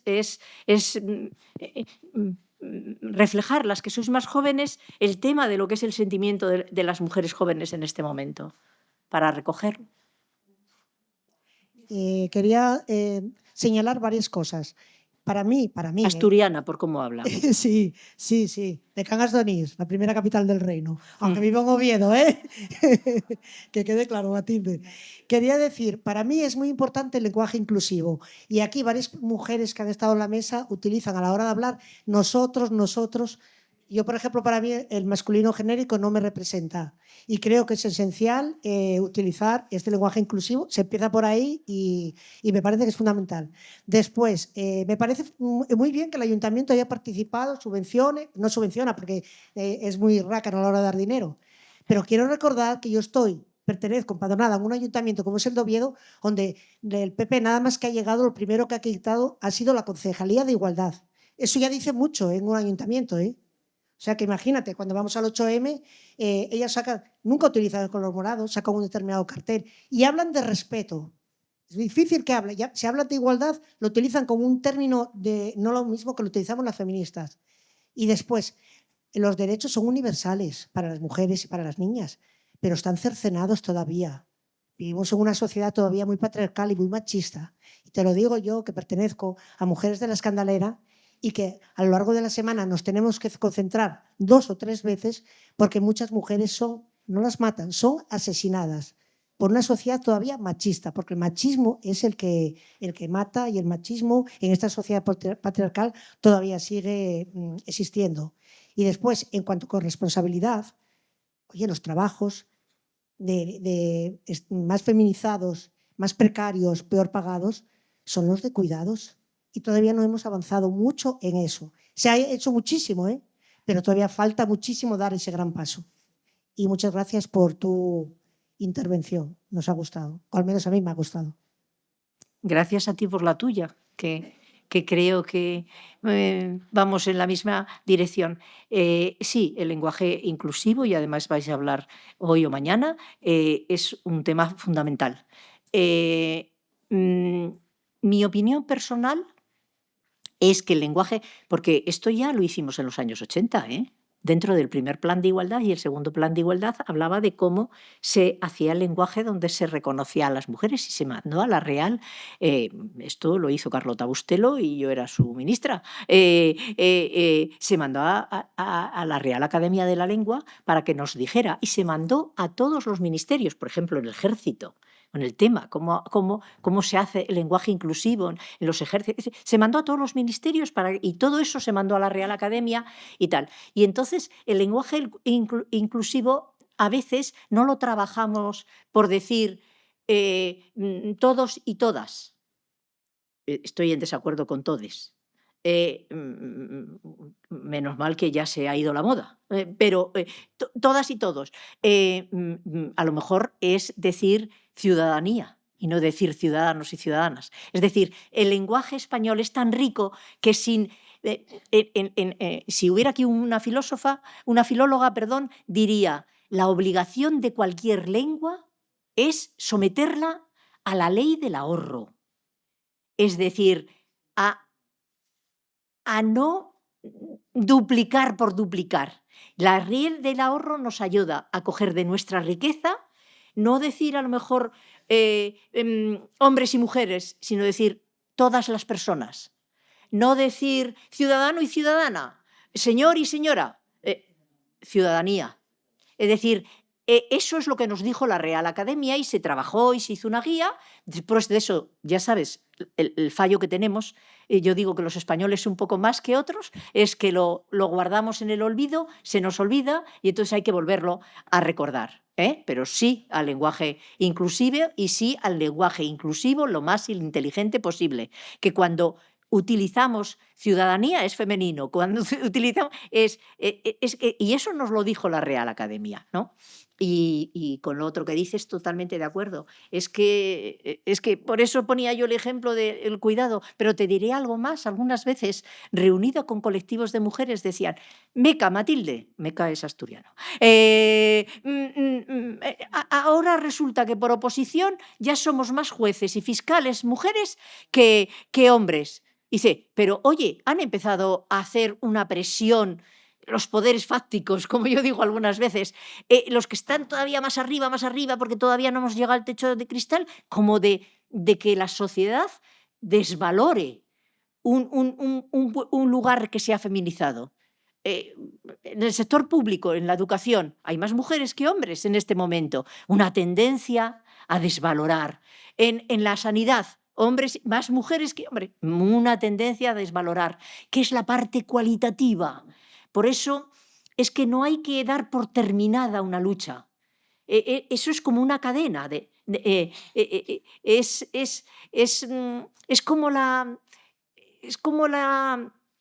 red del pescador, ¿no?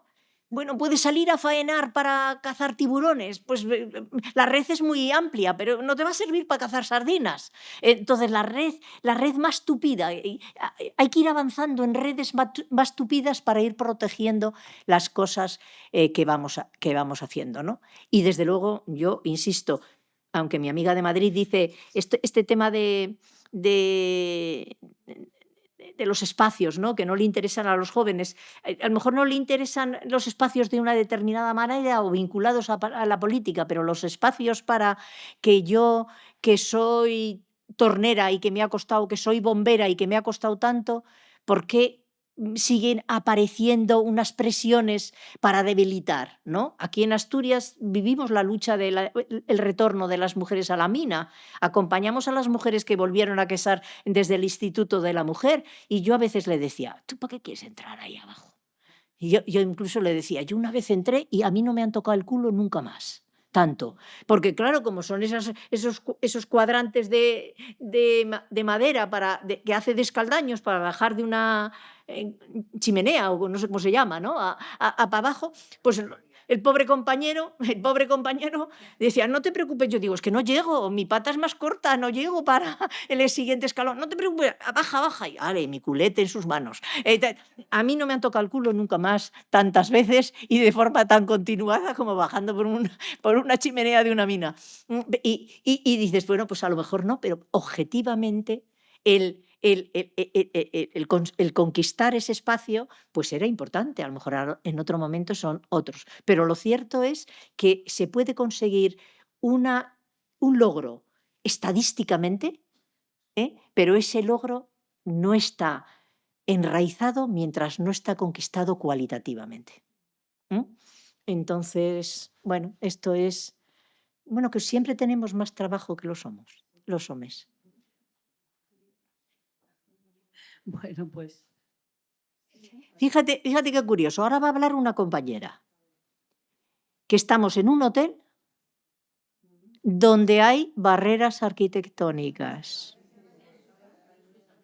Tiene que salir de la silla para llegar a su planta, para pasar a su habitación. Bueno, eso se puede cambiar por otra y tal, pero para subir al comedor, para tal. Y dices tú, yo esto no me lo imaginaba. Yo conozco a todas las organizaciones, a todas las direcciones de discapacidad, a todas las organizaciones de discapacidad. La Fundación 11 tiene a los mejores arquitectos y arquitectas que se ofrecen a ir a cualquier nueva obra para verificar y decir, oiga, espere, esto no puede usted hacer así. Y en el centro de Oviedo, un gran hotel, claro, es muy antiguo, pues de pronto una compañera nuestra no puede tener acceso a todos los servicios que tenemos nosotras porque hay barreras arquitectónicas. Perdona. Sí, y de hecho, ¿se oye? Sí. Y de hecho, las soluciones para que me pudiera quedar allí las tuvo que dar Rafaela. Los chicos que estaban allí ni se les ocurría soluciones para poder quedarme a pesar de las barreras arquitectónicas que hay. Bueno, yo lo que veo es que se está adelantando todas las mesas posteriores Así que me vuelvo a la anterior. Es que esto es muy interesante, pero digo, me vuelvo a la anterior.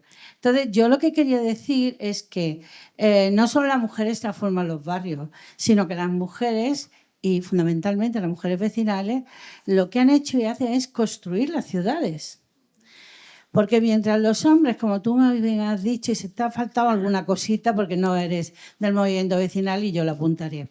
Mientras los hombres se dedicaban a la gran política, ya sea sindicalista, ya sea política en ayuntamientos, movimientos tal, eran los presidentes de las asociaciones de vecinos. Y mientras las mujeres eran las que cortaban las calles, hacían simbólicas sentadas, simbólicas o no simbólicas, en plenas avenidas para pedir semáforos, escuelas, pavimentación de las calles, alcantarillado, zonas de encuentro como los parques, los jardines, los centros de salud. Eso lo hacían todas las mujeres, mientras ellos estaban haciendo una batalla que había que ganar también. Yo no digo que no, y por supuesto estábamos todas en la lucha, ¿no? Pero llegó un momento en que las mujeres, por el 90, 91, 92, nos planteamos que también podíamos ser presidentas,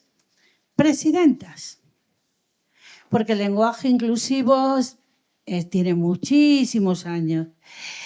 El problema es que siempre llega cualquiera y nos lo quita.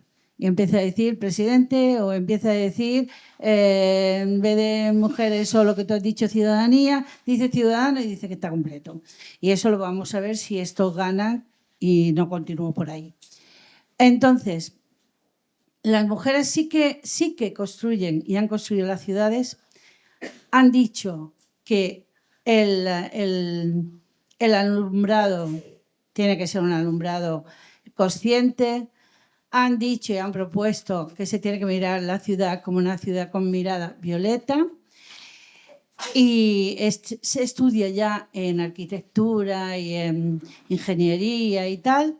Es decir, en lugares que eran impensables en los 80, los 90 y en los siglos pasados, se ha visto y se está haciendo sanidad preventiva, salud preventiva, impensable que en el mundo de los médicos, que siguen siendo intocables la mayor parte, se pueda estudiar y se pueda decir que se tiene que humanizar los hospitales, que el tema de la humanización, no solo de los cuidados, sino de la humanización, la prevención, el ejercicio, las relaciones, la red, el buenos días, vecina o vecino.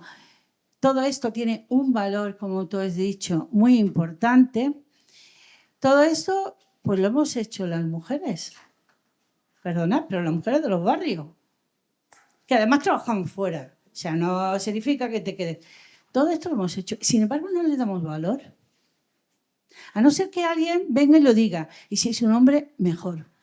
Eso seguimos padeciendo ese problema que aún nos queda por batallar. El que considerar nuestro trabajo como un trabajo fundamental en la sociedad y en las ciudades. Rafaela ya quiere apuntar algo. Por eso digo, ya quiere apuntar algo. Entonces, eso es fundamental. Y hay un colectivo ahora mismo. Bueno, y la alianza con tú hablas de alianzas, por supuesto, y la alianza con el movimiento feminista. Esto es fundamental. El que hayamos conseguido ya que el 25 de noviembre, que el 8 de marzo, que cuando hay un problema, cuando hay una muerte, las mujeres salgan a la calle independientemente de en qué colectivo estén o en qué asociación estén, esto es fundamental, esto es alianza, esto es red. Y las asociaciones de vecinos, las mujeres vecinales, estamos aliadas con el movimiento feminista. Esto es muy importante, impensable hace unos años. Y bueno, cuando hablamos de colectivo feminizado, hablamos de educación y yo quiero, por último, decir que el colectivo feminizado por antonomasia, que son los docentes, Pues hay que quitarle ya ese estigma. Colectivo feminizado, no. Colectivo donde trabajan muchas mujeres y muchas mujeres combativas. Y ahora mismo se está desarrollando todo su potencial combativo en la Comunidad Valenciana o País Valencià, en Cataluña y en Madrid. Y se están uniendo más. ¿Por qué? Porque se dan cuenta de que no se trata de empoderamiento, porque el empoderamiento, el poder lo tienen otros, por desgracia. Se trata de conquistar nuestro sitio y tener claro que nosotras, si queremos, podemos. Si queremos, podemos. Si estamos aliadas, y las mujeres vecinales estamos acostumbradas a trabajar unas con otras, a ayudarnos unas con otras. Y eso es un valor, y es un valor a potenciar y a reconocer. Y me encanta porque yo no había pensado en el reconocimiento. Y eso es poner en valor, ¿eh? Gracias. Bueno, has dicho una cosa que yo, como ya tengo muchos años, tengo que decirte que es verdad. Las mujeres, cuando estábamos... Por eso luchamos por la paridad y por eso luchamos por las cuotas. Porque decíamos... bueno, yo he vivido en sindicato y en partido el tema de me debes el puesto. Y eso lo decía un hombre. Porque soy yo el que puedo decidir si vas en la lista o no vas en la lista. Y yo veía que eso se lo decían a muchas mujeres. Luego veía que nos salvábamos algunas. Pero esta que ha negociado reconversiones industriales y se ha tenido que someter a follones, bueno, esta ya aguanta y tal. Y han sido momentos donde las mujeres, para sobrevivir, hemos utilizado la ley que luego en el feminismo hemos estudiado, la ley de la docilidad. La habéis escuchado, ¿verdad? La ley de decir, bueno, pues le sonrío a este tío, pero yo no me peleo ya más con él. Yo pues le sonrío y luego si puedo hago lo que puedo por otro lado y no le hago caso, pero tal. Eso nos lo recriminan mucho las mujeres jóvenes. Nosotras lo que le podemos decir a las mujeres jóvenes es que no sabes cómo era nuestro mundo. Es que nos llamaban niñas y teníamos la misma responsabilidad que estaba al lado, pero como eran todos chicos y una chica, o dos, eran todos chicos y 2 o 3 chicas, un 8% de mujeres en el Parlamento, un 10%, eso lo he vivido yo, reivindicando y luchando las cuotas del 25%. Y yo les decía a las mujeres, ahora cuando te digan que se lo debes a ellos, dile, no lo sé, yo creo que formo parte del 25%, por lo tanto me lo debo a mí misma. Todo esto era un mundo, pero sí es verdad que en los momentos difíciles ha habido momentos que las feministas, a las mujeres en los sindicatos, las feministas en el feminismo, a las feministas en los sindicatos, en las organizaciones políticas nos decían, no seáis tan dóciles, coño. Y teníamos que darles la razón.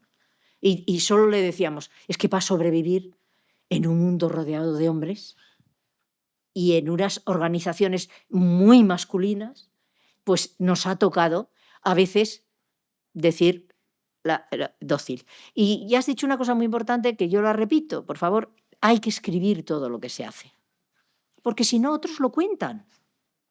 E incluso pueden venir otras mujeres que lo cuenten de otra manera. Y hay que decirle que no, que eso lo hizo fulana, no tú.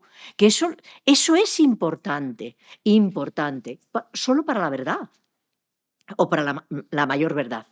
Y a lo mejor una cosa que has dicho es que no me la has entendido bien, o yo creo que lo hacías como crítico cuando yo decía se ha feminizado este sector, era para decir y ahí no nos tenemos que quedar y marcharnos, sino porque hay que mejorarlo cualitativamente, porque si no...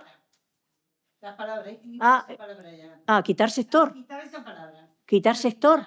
No, la palabra feminizar. Que no te parece correcta feminizar, llegar...